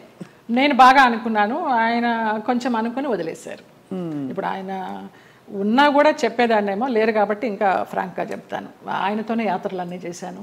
మహానుభావుడు దేవుడు నాకు ఒక గైడ్ని పంపించాడు అనుకున్నాను. లేకపోతే నేను అన్ని యాత్రలు మంచి చేసేదాన్ని వ్యక్తి కాదు. అండి, చాలా చాలా మంచి వ్యక్తి, అందులో ఏమీ సందేహం లేదు. ఒకరి రూపాయి తినరు, ఒకరికి పెట్టరు. ఆయన ఫ్యామిలీ వరకు ఆయన చూసుకుంటారు కానివ్వండి, అది లేదు, ఆ గుణం లేదు. ఆ టైంలో మిమ్మల్ని వివాహం చేసుకునే టైంలో కొంతమంది ఇండస్ట్రీ ప్రముఖులే ఆపారు ఆయన్ని, లేకపోతే మీ అవును తెలుసు, పెళ్ళయి సెటిల్ అయ్యేవారు కూడా అన్నారు అంట, నిజం? చాలా ఆలోచనలు చేశాము, ఒక బిడ్డను కూడా కందామని ఆలోచన చేశాము, దానికి అన్ని ప్లానింగ్స్ వేసుకున్నాము.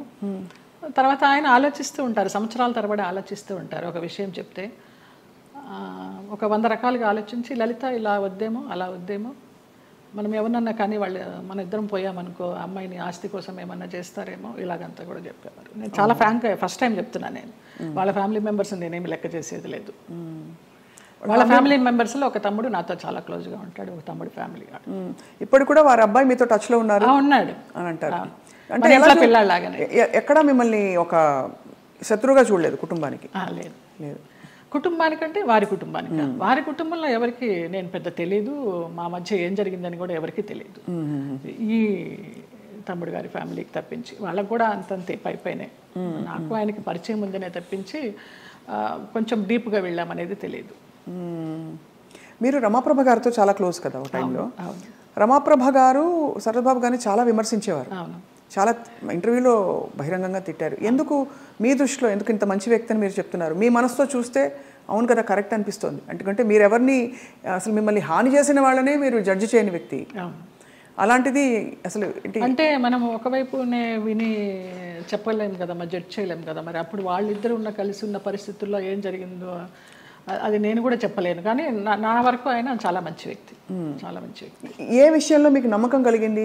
ఫర్ ఎగ్జాంపుల్, అంటే మీరు చూసిన అనుభవాల్ని బట్టి మనని ఇతను హింసించడు, మన డబ్బులు తీసుకోడు, లేదు వేరే విధంగా వేధించడు, కంట్రోల్ చేయడు, ఇలా రకరకాల కేటగిరీల్లో మనం తిన్న దెబ్బల్ని బట్టి ఆ విషయంలో మనకు నమ్మకం కలుగుతుంది. ఏ విషయంలో మీకు ఒక భరోసా కలిగింది ఆయన? నాకు తెలియదు, నా అంతటి నేనే మామూలుగా బావా బావా అని పిలిచేదాన్ని, వెళ్ళేదాన్ని. రమాప్రభ గారి కోసం అక్కకి ఏమన్నా చేయండి బావా అనేదాన్ని. అక్కకి చాలా చేశానమ్మా, ఇంకా నేను చేయాల్సింది ఏమీ లేదు అనేవారు. అలాగా నేను ఈ గుళ్ళు వెళ్తాను, ఆ గుళ్ళు వెళ్తాను, ఈ పురాణాలు చదువుతానంటే ఆయన దగ్గర కూర్చుంటే గంటలు గంటలు అలాగా టైం పాస్ అయిపోయేది. అప్పుడు నేను ఒక ఆడదాన్ని అనే అభ్యంతరం లేకపోతే మీ వెంట తీసుకెళ్ళడానికి, మీరు యాత్రలకు వెళ్ళినప్పుడు నాకు చెప్పండి బావా నేను వస్తాను అనేదాన్ని. అలాగా మా యాత్ర సాగిందనమాట. అట్లా ఇంకా ఆయన లలిత లలిత అని పిలవడము,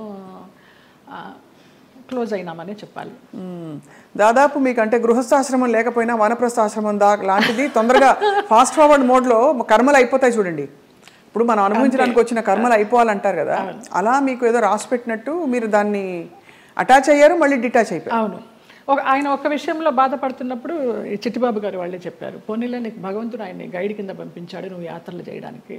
ఆయన పోయినప్పుడు బాధపడితే మంచి వ్యక్తి వెళ్ళిపోయారు అనేసి అన్నారు. ఇంకా అప్పటితో ఆ ఆలోచన కూడా లేదు. ఇంకా వెళ్ళాను, హాస్పిటల్కి వెళ్ళేదాన్ని, చూసేదాన్ని, అసలు మన సృహలోనే లేరు. లాస్ట్ ఇయర్ February 14th నాడు, వ్యాలంటైన్స్ డే నాడు హాస్పిటలైజ్డ్ అయిన మనిషి May 21st నాడు పోయినారు. చూడలేకపోయారు కదా? చూడలేకపోయిన వాళ్ళం. బావా బావా అని పిలిచేదాన్ని, అయ్యప్ప అని పిలిచేదాన్ని ఆయన్ని. ఆయన ఆధ్వర్యంలో ఇరుముడి కట్టుకుని నేను మండలం రోజులు అయ్యప్ప దీక్ష చేసి అయ్యప్పకే వెళ్ళాను. ఆయనతో వెళ్ళాలనుకున్నాను కానీ వెళ్ళలేకపోయినాను, నేను విడిగా వెళ్ళాను. అప్పుడు నేను ఇరుముడి కట్టుకునేటప్పుడు ఆయనే చెప్పారు నాకు మంత్రాలన్నీ.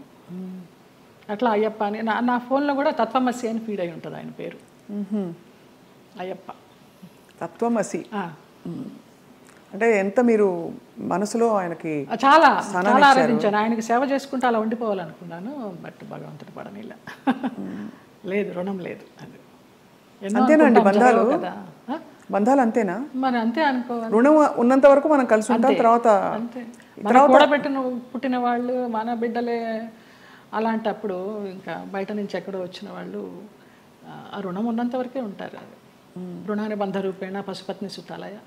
సో మరి ఉన్నంతకాలం కష్టపడి ఉంటే దాన్ని ఎలా చూడాలి? రుణం ఉంది కాబట్టి నాకు కష్టాలు పెట్టాడు, కష్టాలు పడదాం అనుకోవాలా? లేకపోతే అంతే, పడాలి. కష్టాలని భరించే శక్తిని ఇవ్వమని కోరుకుంటా నేను. నువ్వు కష్టాలను ఇచ్చావు, భరించే శక్తి నువ్వు, అదే కోరుకుంటా ఎప్పుడు. మరి ఎప్పుడు ఇది సరికాదు, సవ్యం కాదని ఇప్పుడు చాలామంది ఆడపిల్లలు, మీకు అయిన ఎక్స్పీరియన్స్, మీ పెళ్లిలో 6 నెలలలో ఒక హింస, ఒక ఎక్స్‌ప్లాయిటేషన్ ఉంది, బయటకు వచ్చేయాలని ఆలోచించిన పరిస్థితుల్లో ఎప్పుడు బయటికి రావాలనే స్ఫురణ ఎలా కలుగుతుంది? బికాజ్ భరిస్తాం, సర్దుకుంటాయన్న హోప్ ఉంటుంది. ఆ స్ఫురణ ఏం చెప్పిన మాట వినాలని మీ గైడెన్స్ అడుగుతున్నాం. మీరు డైరెక్ట్గా పడ్డ వ్యక్తి కాబట్టి మీకు అర్థమైంది కదా ప్రశ్న. అది మన రాతలో ఉంటుంది, ఏదో అదృశ్యవాణి చెప్తుంది మనకి, భరించావు చాలు, ఇంకా ఇది చెయ్యి అని గైడెన్స్ వచ్చేస్తుంది అని. నాకు బ్లైండ్గా వెళ్తాను నేను అంతే. అంతే, అంత డీప్గా వెళ్ళి నాలెడ్జబుల్గా చెప్పాలంటే నాకు తెలియదు, కానీ అనిపిస్తుంది, మనకే అనిపిస్తుంది. ఇంకా ఆ టైం అయిపోతుందని అనిపించినప్పుడు అది ఆటోమేటిక్గా వస్తుందని నేను అనుకుంటున్నాను. ఎంత ఇవాల్వ్ అయ్యారు మీరు స్పిరిచువల్గా, ఎన్ని కష్టాలు పడినా కూడా ఎంత పరిణితి తెచ్చుకున్నారు మీరు అంటే జీవిత ప్రయాణంలో. నేను కేరళ డీటాక్స్కి వెళ్ళినప్పుడు కూడా 14 days ఒంటరిగా ఉన్నాను. అప్పుడు నా లైఫ్ స్టైల్ మారిపోయిందమ్మా, మైండ్ సెట్ కానీ లైఫ్ స్టైల్ కానీ. ఎంత భయస్థురాల్లో నేను, చిన్న విషయానికి భయపడిపోతే, ఎక్కడన్నా నొప్పి వస్తే, ఇక్కడ నొప్పి వస్తే బ్రెస్ట్ క్యాన్సర్ ఏమో, ఇక్కడ నొప్పి వస్తే అపెండిసైటిస్ ఏమో అని అస్సలు లేదు. ముక్తినాథ్ నడిచి దిగాను -degreesలో మొన్న. అవునా? మొన్న రీసెంట్గా 4 days అవ్వలేదు. ఆ ముక్తినాథ్ ఒక ఇన్సిడెంట్ చెప్పాలి స్వప్న. ఒక ఆవిడ కటక్ నుంచి వచ్చారు, జ్యోత్స్నారావు అనేసి, ఒరిస్సా ఆవిడ కాదులే, ఒరిస్సాలో జాబ్ చేసేవారు, కాకినాడ ఆవిడ, బ్రాహ్మణ ఆవిడ. ఎవరు లేరు, నానేవాళ్ళు ఎవరు లేరు, తోడబుట్టిన అన్నదమ్ములు కానీ అక్క చెల్లెళ్ళు కానీ సంసారం కానీ పిల్లలు కానీ ఎవ్వరు లేరు. ఆవిడ బ్రహ్మచారిణి. ఆవిడ వచ్చి నాకు ఎవరు లేరు 3 రోజులు ప్రయాణం చేశారు మాతోటి. 11th నాడు బయలుదేరాము ఇక్కడి నుంచి, 12th 13th నాడు ముక్తినాథ్ తీసుకెళ్లారు. అలాగే డోలీలో ఎక్కించి వెళ్ళారు. ఆవిడకి ఏదో హై బ్లడ్ బీపీనో షుగర్ ఏదో ఉంది. అన్నం తినాలనిపించక మాత్రలు వేసేసుకుంటున్నారు. తర్వాత ఆ ముక్తినాథ్లో జాంసంలో మేము స్టే చేసినప్పుడు వెన్ను ఒలింకించే చలి, అక్కడ హీటర్స్ ఉండవు, హీటర్స్ పెడితే ఆక్సిజన్ అందదంట, హై ఆల్టిట్యూడ్ అనమాట. అక్కడ ఆ రోజు నరకం అనుభవించాం అందరం, 80 members గ్రూప్ మేము. Sai Krishna tours and travels అని సాయిరామ్ గారు, ప్రసన్న గారు, వైఫ్ అండ్ హస్బెండ్, ఆది దంపతులు. నిజంగా 2009 నుంచి వాళ్ళు ఈ ట్రావెల్ చేస్తున్నారు. ప్రతి ఒక్క గ్రూప్తో ట్రావెల్ చేస్తారు. ఇంకా నేను లైఫ్ జర్నీ అంతా వాళ్ళతోనే యాత్రలు కంటిన్యూ చేయాలని వాళ్ళతో చెప్పి కూడా వచ్చా కన్ఫర్మేషన్. ఆవిడ ముక్తినాథ్ని దర్శించుకొని, సాయిరామ్ గారు మేము వెళ్ళే రోజు ముందర రోజు నైట్ హోటల్లో డిన్నర్కి గ్యాదర్ అయినప్పుడు చెప్తారు, అమ్మ ఇలా ఉంటుంది అక్కడ సిచ్యువేషను, స్నానాలు చేయకండి, 108 జలధారలు ఉంటాయి, స్నానాలు చేయకండి, -degrees ఉంటాయి, నెత్తి నీళ్లు చల్లుకుంటే చాలు, మనకి ముక్తినాథుడి దర్శనం కావాలి, మీరు ఆయన్ని చూడడం కాదు ముఖ్యం, ఆయన మిమ్మల్ని చూడడం ముఖ్యమని చాలా చక్కగా వివరించి ఆవిడని అడిగారు, అమ్మ మీ పరిస్థితి ఇలా ఉంది, వస్తారా, రాలేకపోతే రూమ్లో ఉండండి, భోజనం ఏర్పాట్లన్నీ చేసి మీకు ఒక మనిషిని పెట్టి నేను వెళ్తాను. లేదు సాయిరామ్, నాకు ఆ ముక్తినాథుడిని చూడాలి, నా ఒకే ఒక కోరిక అన్నారమ్మ. వచ్చారు, ముక్తినాథుడిని చూశారు. మర్నాడు అందరం బయలుదేరి బస్సుల్లో పోక్రా రిటర్న్ రావాలి. కార్లోనే స్పాట్ డెడ్ అమ్మ ఆవిడ. ముక్తినాథుడు అన్నందుకు ముక్తి, మోక్షం. ఎంత అదృష్టవంతరాలు, ఎవరు లేరని 80 మందితో ప్రయాణం చేసి 3 రోజులు ముక్తినాథుని చూసి 4వ రోజు పోయింది. అసలు అద్భుతమైన సంఘటన అయితే నాకు, నేను మర్చిపోలేను ఈ యాత్రలో. ఆవిడ చనిపోయినప్పుడు ఎంత ప్రేతకళగా ఉందో, చితి మీద పెడితే అక్కడే ఎవరో కజిన్ నెంబర్ దొరికింది, ఫోన్లో అడిగితే మేము రాలేమండి, అంత దూరం మీరు చేసేయండి అని ఈయనకు అథారిటీ ఇచ్చేశారు సాయిరామ్ గారికి. అక్కడ ఆర్మీ సహాయంతో ఆయన మన హిందూ సాంప్రదాయంలో ఆవిడకి దహన సంస్కారాలు చేస్తే, చితి మీద పెట్టినప్పుడు ఆవిడకి ఫోటో తీస్తే ఎంత చిద్విలాసంగా ఉందో తెలుసా అమ్మ ఆవిడ ముఖం. చనిపోయినప్పుడు ఈ 4 బయటకు వచ్చేసి కళ్ళు తేలేసి ఉన్న మనిషి హాయిగా అలా ఉంది. అసలు అది జన్మలో మర్చిపోలేను. అంతకుముందు రోజు అడిగారు, ఎవరికి ముక్తి కావాలంటే 2 చేతులు ఎత్తా నేను, ఏం మీకు లగేజ్ లేదా అని అడిగారు. నాకు ఏ లగేజ్ లేదన్నాను. అంటే వెనకాల బంధాలు లేవా అనేసి. మీరు అనుకుంటే కాదు దేవుడు అనుకోవాలి, ఆయన ఎవరికి ఇవ్వాలో వాడికే ఇస్తారు అనేసి. అలాగా ఆవిడ అదొక అద్భుతమైన సంఘటన. ఆనందించాం, ఆవిడ పోయినందుకు బాధపడలేదు. ఎంత అదృష్టవంతరాలు, ఎంత చక్కని అనాయాసన మరణం అంటారు కదా, అలా. కార్లన్నీ ఆగినా ఏంటనంటే పోయారు.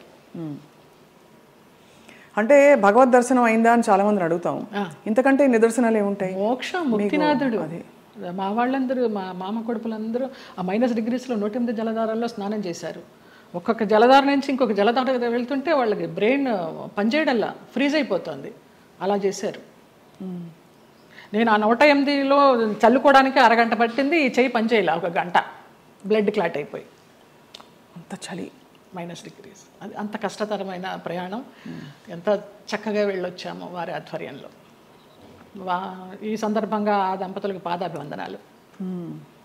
ఆ ప్లేసెస్లో నిజంగానే ఒక మహిమ ఉంటుంది కదా జయలలిత గారు. ఎందుకంటే మీరు ఇంత జీవితం చూసి భగవత్ స్పర్శ ఎక్కడ ఎందుగలడు అందులేడని సందేహం వలదు అని అంటారు కదా, అలాగా భగవంతుడు అన్ని చోట్ల ఉన్నాడు సర్వాంతర్యామి అంటూ కూడా మనం కొన్ని ప్లేసెస్కి ప్రత్యేకంగా వెళ్ళడానికి కారణం ఏంటంటే వాళ్ళు నడయాడిన ప్లేసులు అవి అని చెప్తారు. ఇప్పుడు నైమిసారణ్యం ఎంతమంది మునులు మహానుభావులు తపస్సు చేశారు. అక్కడికి వెళ్ళంగానే మనకు ఆ వైబ్స్, కొన్ని గుళ్ళకి వెళితే మామూలుగా దండం పెట్టుకుని వచ్చేస్తాం, కానీ అదే మనం తిరుమల వెళ్ళినప్పుడు ఆ వెంకటేశ్వర స్వామి చూస్తుంటే మనకు తెలియకుండానే ఆనంద బాష్పాలు కారిపోతాయి. ముక్తినాథుడి దగ్గర కూడా అలాగే కారిపోయినాయి నాకు. మన దేవుళ్ళ రూపాలు ఉండవు, ఏముండవు, వాళ్ళు నేపాల్ పద్ధతిలో తయారు చేస్తారు, అలా ఉన్నా కూడా వైబ్స్ ఉన్నాయమ్మా. అంతే, వాళ్ళు నడయాడిన ప్రదేశం. జనక్పూర్ వెళ్ళాము, సీతారాములు నడయాడిన ప్లేసు, వాళ్ళ కళ్యాణమైన ప్లేసు. చాలామంది మా గ్రూప్లో అక్కడికి వెళ్ళి దండలు మార్చుకున్నారు, మళ్ళీ సీతారాముల కళ్యాణం లాగా. అలాంటి వైబ్స్ ఉన్నాయి, అందుకే వెళ్ళాలి. ఇంట్లో కూర్చున్న భగవంతుడు దర్శనం ఇస్తాడు, అది వేరే విషయం.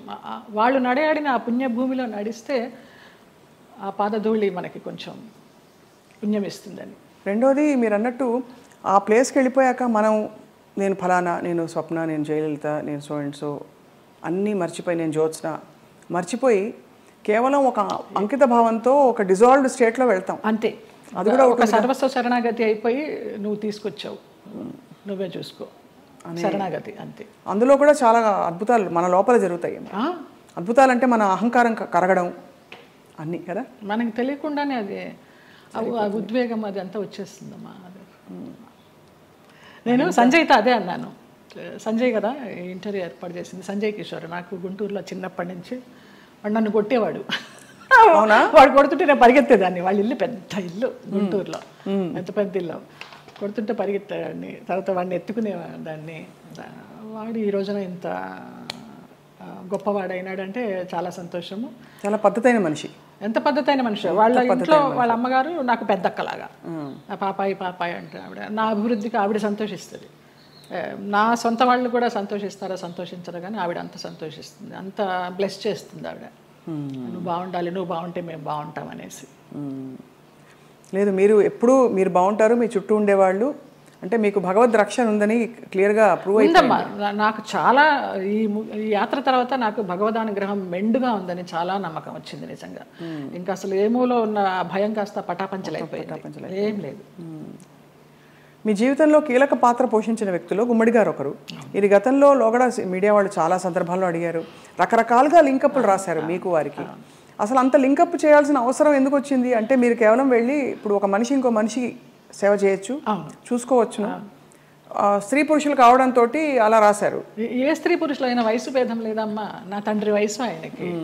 మేము సినిమాలన్నీ మానేసుకొని పొద్దునైతే ఆయన ఫోన్ చేసి, నా గొంతు పొద్దున్నే కొంచెం మగవాడి వాయిస్ లాగా ఉంటుంది, పొద్దున్న లేవగానే ఫోన్ చేస్తే బాచి అనేవారు. బాచి అనుకోండి, బాచి లిఫ్ట్ చేశాడు. బాచి కాదండి నేనే జయమ్మ అంటే, జయమ్మ నీ గొంతు ఏంటి అలా ఉంది, మంచు మార్గ గొంతులాగా ఉంది. ఇంకొక ఎవరినో పోల్చేవారు అనమాట. ఏం చేస్తున్నావు ఇవాళ, ఏం తీసుకొస్తున్నావు వంట, అలాగా ఆయన్ని మేము అభిమానించి మహామహులు. వాళ్ళ సేవ చేసుకోవడానికి పూర్వజన్మ సుకృతం ఉండాలి నిజంగా. తల్లిదండ్రి లేరు, వాళ్ళ ప్లేసుల్లో వాళ్ళని ఊహించుకొని, ఆ లెజెండ్స్ వాళ్ళు చేసిన క్యారెక్టర్స్ ఊహించుకొని మనకి ఇంత గొప్ప అవకాశం వచ్చిందే, వారితో కూర్చుని భోంచేసేయడం కానీ, వారితో కూర్చుని పేకాడడం కానీ, వారితో కూర్చుని వైన్ తీసుకోవడం కానీ. నా కోసం సులాని ఒక వైన్ బాటిల్ తెప్పించేవారు రోజు 800 పెట్టి, ఇది నీకే, ఇది జయమ్మకే, వేరే ఎవరు ముట్టుకోవద్దనేసి. అంత అభిమానంగా కొన్ని సంవత్సరాలు, ఒక 4-5 సంవత్సరాలు జర్నీ చేశాము. ఇప్పుడు అటు నుంచి వెళితే నాకు ఆ ఇల్లు చూస్తే మాత్రం ఏడుపు వస్తుంది. అవును, మీరు చెప్పారు. అంత మంచి. ఆయన కుటుంబ సభ్యులు ఎవరు లేరా ఆ టైం? ఉన్నారు, ఎందుకు లేరు. ఆయన కూతుళ్ళు, బిడ్డలు, కొడుకులు. ఒక కొడుకు US లో ఉండేవాడు, ఒక కొడుకు చెన్నైలో. వాళ్ళు ఎవరు సరిగ్గా చూసేవారు కదా?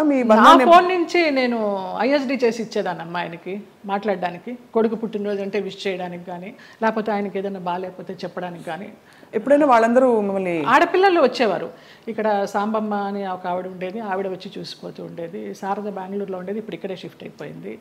విజయమ్మ చెన్నైలో ఉంటుంది, ఇంకొక చిన్నమ్మ అమెరికాలో ఉంటుంది, ఒక ఆవిడ క్యాన్సర్తో పోయింది. ఫోన్లు చేస్తూ ఉంటారు, కానీ లాస్ట్లో ఆయనకి ఒంట్లో బాగాలేనప్పుడు ఆయన పక్కన అంబులెన్స్లో కూర్చుని హాస్పిటల్లో జాయిన్ చేసింది నేనే. ఇంకా ఆయనకి వెంటిలేషన్ తీస్తారనగా జయ ఇట్రా అనేసి నన్ను ఇట్లా గుండెల మీద పడుకోబెట్టుకున్నారు, పోయినారు. ఫస్ట్ పోయిందని తెలిసింది కూడా నాకే. మీకే? పోయినప్పుడు ఇంకా నేను బయటకు వచ్చేసాను. ఇంకా ఆ తెల్లవారుజాము నుంచి వాళ్ళ పిల్లలు రావడం, అది అక్కినేని నాగేశ్వరరావు గారు అన్నారు, ఆయన పోయిన తర్వాత అక్కడ నుంచుని ఉంటే పిల్లలందరినీ పలకరిస్తూ నా భుజం తట్టి నీకు చాలా లోటు గుమ్మడి గారు పోవడం అన్నారు. నమస్కారం. మహానుభావులు వాళ్ళంతా అంతే. No comments. అంతకంటే అంటే ప్రపంచం అలా ఉందండి ఇప్పుడు. అలా ఉంది. ఒక మనిషికి మధ్య ఏదో ఒక ఎంత విచిత్రమైన అనుబంధం అండి. మీరు నిజంగా ఏమీ ఆశించలేదు. ఎవరికైనా వండి పెట్టాలంటే ఇంకో కొంచెం తక్కువ వయసు వాళ్ళు దొరకరా చెప్పండి. అది ఏదో ఒక ఒక ఆత్మీయత కలిగి కదా మీరు. అంతే. ఆ టైం ఆ పీరియడ్ ఆయనతో మేము గడపాలి అంతే. ఆయన క్లబ్కి వెళ్ళడం కూడా మానేశారు మేము పరిచయం అయిన తర్వాత. ఇంకెందుకు నా క్లబ్, హాయిగా ఇక్కడే కూర్చుందామనేవారు. తక్కువ బాగా ఆయనతోటి చాలా ఆ టైము మళ్ళీ తిరిగి రాదు. కానీ అందరినీ పోగొట్టుకున్నారనే బాధ అండి. నేను అందరూ వెళ్ళిపోయారు కదా. శరత్ బాబు గారు వెళ్ళిపోయారు, గుమ్మడి గారు. ఆ బంధం ఎలాంటి బంధం అని అడిగి కాదు, తండ్రి కూతుర్ల బంధం అవ్వచ్చు, గురు శిష్యుల బంధం అవ్వచ్చు. మీ ఆత్మకి బాగా అంటే ఒక విధమైన సొలేస్ ఇచ్చే వ్యక్తులందరూ దూరం అయ్యారు కదండి. వాళ్ళు దూరం అవుతుంటే భగవంతుడి దగ్గర అవుతున్నాడు. వాళ్ళు దూరం కాకుండా ఉంటే భగవంతుడిని పెద్ద పట్టించుకునేదాన్ని కాదేమో. వీళ్ళందరూ ఉన్నారు కదా నాకు అనేసి. ఏం జరిగినా మన మంచికి. ఇప్పుడు ఎలా మీ దైనందిన జీవితం ఎలా ఉంటుంది? సీరియల్స్ మానేశాను. సినిమాలా రావు పెద్దగా నాకు తెలిసి. ఎందుకు మానేశారు సీరియల్స్? వద్దనుకున్నాను. ప్రేమెంత మధురంలో ఒక బ్యాడ్ ఇన్సిడెంట్, గాయమైంది హృదయానికి. ఏమైంది? ఎవరో పేరు ఊరు లేని ఆర్టిస్టు ఒక అమ్మాయి ఎంటర్ అయింది ఒక 6 months బ్యాక్. నేను మానేసే ముందర 3 సంవత్సరాలు అంత చక్కగా బాండింగ్ తోటి నిజంగా తల్లి కొడుకుల్లాగానే నేను, శ్రీరామ్ కానీ అందులో చేసిన వాళ్ళందరూ కానీ అలాగే క్యారెక్టర్ పరంగా మేము యాక్ట్ చేయలేదు, అసలు జీవించాం మేము. గ్లిజరిన్ కూడా వేసుకునే వాళ్ళం కాదు ఏడుపు సీన్లు ఉంటే. ఆ అమ్మాయి వచ్చి కొంచెం యారగెన్స్ అంతా చూపించడము, మర్యాద లేకపోవడం సీనియర్స్కి. ఒక సీన్లో అయితే అయిందని అలాగే అడ్జస్ట్ అయిపోయి చేస్తున్నాను. మానేద్దామా అనుకుంటూ పోనీలే మంచి సీరియల్, మంచి పేరు వచ్చింది, శ్రీరామ్ మంచి వాడు, అతన్ని చూసి చేయాలని అనుకున్నాను. ఒక టైంలో ఇంకా పీక్స్కి వెళ్ళిపోయింది ఆ అమ్మాయి బిహేవియర్. అమ్మాయి శ్రావణ శుక్రవారం నాడు పూజకి గాజులు లేకుండా కూర్చుంది మొండి చేతులతోటి. నేను ఒక పెద్ద సఫిస్టికేటెడ్ మదరు, అంత సాంప్రదాయాన్ని పాటించే మదరు, అత్తగారి పక్కనే కూర్చుని పూజ చేస్తూ ఉంటుంది. అప్పుడు నేను క్యారెక్టర్ పరంగా ఆలోచించి అత్తగారి స్థానంలో నేను ఇక్కడ ఉన్నాను కదమ్మా, నేను లేకపోతే నీ ఇష్టం వచ్చినట్టు చేసుకోవచ్చు, శ్రావణ శుక్రవారం పూజ ముత్తైదో గాజులు వేసుకుని చేయాలన్నానమ్మా. అటు నా చెయ్యి నా ఇష్టం నువ్వే చెప్పడానికి అంది, వేసుకోనంది. అంతలాగా ఎందుకు ఏమో తెలియదు. అది యారగెన్సీ అంతే. ఆ పిల్లకి సీనియారిటీ విలువ తెలియదు, క్యారెక్టర్ విలువ తెలియదు. ఎవరండి యాక్టర్? ఆఫ్ కోర్స్ చూసే, నేను సీరియల్స్ చూడండి కాబట్టి ఇలా అడుగుతున్నాను. అమ్మాయి పేరు కూడా మర్చిపోయినాను, అసలు మైండ్లోనే లేదు అది. చేస్తూ తర్వాత అమ్మాయి September 3 జరిగింది ఇది లాస్ట్ ఇయర్. అక్కడి నుంచి శ్రీరామ్ బయట ఉన్నాడు, నాన్న ఇలాగ జరిగింది, నాకు చేయబుద్ధి కావడలేదన్నాను. నీ ఇష్టమమ్మా, నీకు ఇష్టం లేకపోతే మానే అన్నాడు. కారు ఇచ్చాడు, ఎక్కాను, వచ్చేసాను అంతే. అక్కడ బహుశా మీ ప్రయాణం అయిపోయిందేమో అంతే. అలా ఇలా ఈ సంఘటన ద్వారా అలా కొంచెము అయిష్టంగానే చేస్తున్నాము, ఇష్టం లేకుండా. ఆ క్యారెక్టర్కి కూడా ఇంపార్టెన్స్ తగ్గడము, ఆ ఫీల్ కూడా రావడల్లా చేస్తుంటే. డైరెక్టర్ గారితో అనేదాన్ని, ఇంతకు ముందర ఫీల్తో చేసేవాళ్ళం అండి, ఇప్పుడు రావడం లేదనేసి. డైరెక్టర్ మారిపోయాడు వెంకట్ అని, అతను చాలా ఇష్టము, చాలా మంచి టెక్నీషియన్. ఆ యూనిట్ నుంచి బయటకు వచ్చారు, వేరే యూనిట్ ఎవరైనా ఆఫర్ చేస్తే ఎందుకు చేయకూడదు? వద్దనిపించిందమ్మా, ఇంక అసలు నాకు సీరియల్స్ వద్దు. అంటే నేను ఆ గంగిరెద్దులాగా అలంకరించుకోవడము, రోజుకి అన్ని డ్రెస్ చేంజ్లు, పొద్దు నుంచి నైట్ వరకు టైం లేకుండా. 12 hours అండి కాల్ షీట్. పంపించరమ్మా. నేను తొందరగా వెళ్ళిపోతానంటే, అమ్మ సీనియర్వి నువ్వే వెళ్ళిపోతానంటే మిగతా వాళ్ళందరూ కూడా వెళ్ళిపోతారు. అందులో సీరియల్స్ లో బాగా పిండేస్తారు కదా. నరకం. ఎన్ని సీరియల్స్ చేశానో అన్ని సీరియల్స్ అన్నం పెట్టినాయి, కాదని లేదు. కానీ వద్దనిపించింది, ఇంకెవరికి పెట్టాలి, నేను వద్దు. మంచి సినిమాలు ఏమన్నా వస్తే చిన్న చితక సినిమాలు చేసుకుందాము, లేదా కృష్ణారామాని యాత్రలు చేద్దాము, ఉన్నది పెట్టుకొని ఉన్నంత వరకు, తర్వాత భగవంతుడు చూసుకుంటాడు అంతే. అక్క వీళ్ళందరూ టచ్లో ఉంటారా? ఎప్పుడు టచ్లో ఉంటారు. అబ్దికానికి, నాన్న అబ్దికానికి చెన్నై వెళుతూ ఉంటాము. 2 అన్నయ్యలు అక్కడే ఉన్నారు, అందరం కలివిడిగానే ఉంటాం. 3 చెల్లెళ్ళు, 2 అన్నదమ్ములు. సరే, మీకు మీ ప్రయాణం ఇలా రాసుందని మీరు సరిపెట్టుకున్నారు, అది మీ గొప్పతనం అంతే. నా గొప్పతనం కాదు, నాకు దేవుడిచ్చిన వరం అది. నా గొప్పతనం ఏం లేదు. మరి ఇప్పుడు మీకు జీవితం గడవడానికి, యాత్రలు చేయడానికి, మనం శేష జీవితం గడపడానికి కంఫర్టబుల్గా ఫైనాన్షియల్గా? శేష జీవితం వరకు ఉందని నేను చెప్పలేను, ఇప్పటికీ ఉంది. ఈ ప్రేమెంత మధురం చేసిన దాని తాలూకా అది కొంచెం ఉంది. అది కూడా వెనక ముందు చూడకుండా ఖర్చు పెట్టుకుంటున్నాను యాత్రలకి. దానికి శేష జీవితానికి ఎలా ఉంటుందో నాకు తెలియదు, ఆయన నిర్ణయిస్తాడు. ఆ నమ్మకం అయితే ఉంది. మీ దగ్గర అయితే మాస్టర్ కీ ఉంది అంతే కదా? ఇంకా ఇవన్నీ మాస్టర్కి లాకర్కి ఏం లేదు, కానీ మాస్టర్ కీ అంటే భగవంతుడే కదా. భగవంతుడే మాస్టర్ కీ కదండి మనందరికీ. ఆయన నడిపిస్తాడని నమ్మకం. అది ఆ నమ్మకమే. రేపేంటి అని అడుగుతారు, అది ఎప్పుడు ఆలోచించాలి రేపేంటి అనేది. అసలు పుట్టిన దగ్గర నుంచి అవగాహన లేదు, మధ్యలో సంపాదించడం మొదలుపెట్టిన దగ్గర నుంచి కూడా రేపు ఏంటి అనేది క్వశ్చన్ రాలేదమ్మా నాకు అసలు. 700 సినిమాలు అంటే బాధ ఎందుకు వేస్తుందంటేనండి, ఈ పబ్లిక్ ప్రొఫెషన్లో ఉన్న వాళ్ళందరికీ చాలా కష్టమైన జీవితం. మీకు ఎప్పుడు నిద్రలేవాలి అనే చాయిస్ ఉండదు. వాళ్ళు చెప్పిన టైంకి మీరు హాజరవ్వాలి. వాళ్ళు మీకు నచ్చినా నచ్చకపోయినా, చలున్నా ఎండున్నా వాళ్ళు వేసుకోమన్న బట్టలు వేసుకోవాలి. అలా 700 జీవితాలు మీ మొత్తం ధారపోసి వెచ్చించి మహా నటులే చరిత్రలో అలా ఉండిపోయి మెల్లిగా ఫేడ్ అవుట్ అయిపోతారు విత్ టైం. ఈ నట జీవితం మీకు నేర్పిన విషయం ఏంటండి? ఫేమ్ ఉంటేనే ఏదైనా జనాల్లో ఏదైనా, లేకపోతే ఉందా లేదా అనేది కూడా వాళ్ళకి తెలియదు. ఎందుకంటే పెద్ద పెద్ద నటులు కూడా చాలా కష్టాలు పడ్డారు. మీకు ఉన్న సంపద మీరు అన్నట్టుగా ఆధ్యాత్మికంగా మీరు మలుచుకుని ఒక గౌరవంతో ఆత్మాభిమానంతో కొనసాగిస్తున్నారు జయలలిత గారు. చాలా మనసుకి ముచ్చటగా ఎంత ఇన్స్పైరింగ్గా ఉందో చెప్పలేని మాటలు. మీకు చిన్న కోరిక ఉంది మాకు. చెప్పండి. మీరు ఒక చిన్న డాన్స్ చేస్తా. నేను మామూలుగా సెమీ క్లాసికల్ ఏమైనా మూవీ సాంగ్ స్వప్నకు కూడా తేలిగ్గా ఉంటుంది. నువ్వు క్లాసికల్ సింగర్ కాదని లేదు, ఏమైనా పాడతారు అనుకొని మనసే అందాల బృందావనం అనుకున్నాను. మా సంజయ్ తిట్టాడు, ఎంత పెద్ద క్లాసికల్ డాన్సర్ నువ్వు వేడి సినిమా సాంగ్ చేస్తావా అనేసి. అందుకని ఏ సాంగ్ చేయాలి?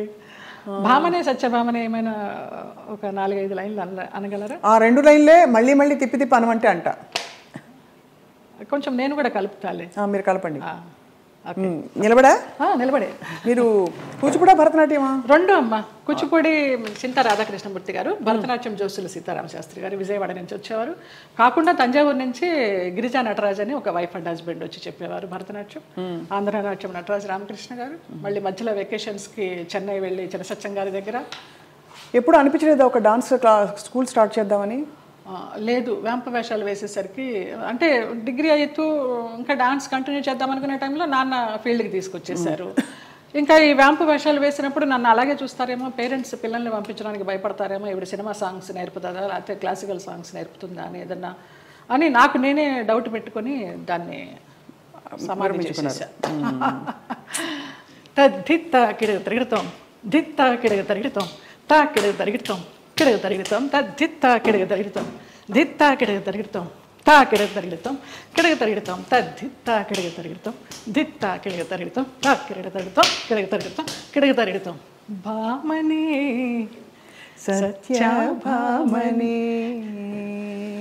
సత్యభామని, సత్యభామని, సత్యారి ముద్దుల వయ్యారి ముద్దుల సత్యభామని, సత్యభామని, వయ్యారి ముద్దుల వయ్యారి ముద్దుల సత్యభామని, సత్యభామని. అద్భుతం. ఎక్కడ ఎంత ఎంత గ్రేస్ఫుల్గా ఉంది అసలు. సంజయ్ గారు, ఇప్పుడు శోభన్ గారు అందరూ చేస్తున్నారు కదండి డాన్స్ పర్ఫార్మెన్సెస్, బ్యాలేస్. అంటే మీకు అఫ్కోర్స్ మీరు ఒక ఆధ్యాత్మిక లోకంలోకి వెళ్ళిపోయారు. ప్రాపంచికంగా లౌకికంగా మీకు కోరికలు లేవు, కానీ అలా చేస్తే ఎంత బాగుండు అని అనిపించే అంత అందంగా ఉంది మీ డాన్స్. శోభనాయుడు గారితో బ్యాలెన్స్ చేశానమ్మా. వెంకటేశ్వర కళ్యాణం, కృష్ణ పారిజాతం, ఆవిడన్నీ మేల్ క్యారెక్టర్స్ ఇచ్చేవారు. నేను అదంతా తీసేసిన తర్వాత జయలలిత నువ్వా వెంకటేశ్వర స్వామి వేసింది, కృష్ణుడికి వేసింది అనేసరికి నిరాశ వచ్చేసింది. అది అర్థమైంది. కానీ అన్ని అన్ని ఆ పార్శ్వాలని మీరు చూశారు జీవితంలో. కంప్లీట్ లైఫ్ కష్టం చూసి ఉగాది పచ్చడిలాగా అన్నీ చూడకపోతే మనకి ఏం చూసాను జీవితం అని అనిపిస్తుంది కదా. అలా మీరు కష్టాలు చూశారు, అన్నీ చూసేసాం. సంతోషం చూసారా ఏదైనా టైంలో? సంతోషం అంటే ఈ యాత్రేనమ్మా. ఈ యాత్రే అతి దుఃఖకరమైన సంఘటన, బాధాకరమైన సంఘటన, అతి సంతోషకరమైన సంఘటన అంటారు, కానీ అవి 2 లేవు నాకు. వయా మీడియాగానే వెళ్తూ వచ్చింది. ఈ ముక్తినాథ యాత్ర మాత్రం నాకు చాలా పీక్స్ అనమాట ఇంకా. సో ఫైనలీ మీకు మిగిలిన కోరిక అంటే మిగిలిన కోరికను ఎందుకంటున్నారంటే మన జీవితానికి ఒక సంపూర్ణత్వం రావాలంటే ఏం కోరుకుంటున్నారు? ఇంకా మానస సరోవర్ వెళ్ళాలమ్మా. మానస సరోవర్ కానీ మా సాయిరామ్ గారు అది వేయనమ్మా చాలా కష్టం అంటున్నారు. ఎవరు తీసుకెళ్తారో తెలీదు. వెళ్ళాల్సి ఉంటే డెఫినెట్గా ఖచ్చితంగా అదే జరిగిపోతుంది. చాలా కోరిక. వెళ్తే తిరిగి వస్తామా లేదా అనేది తర్వాత విషయం. అక్కడ దాకా వెళ్ళాలి, ఆ భూమి మీద అడుగు పెట్టాలని మాత్రం కోరిక. అదొకటి తీరని కోరిక.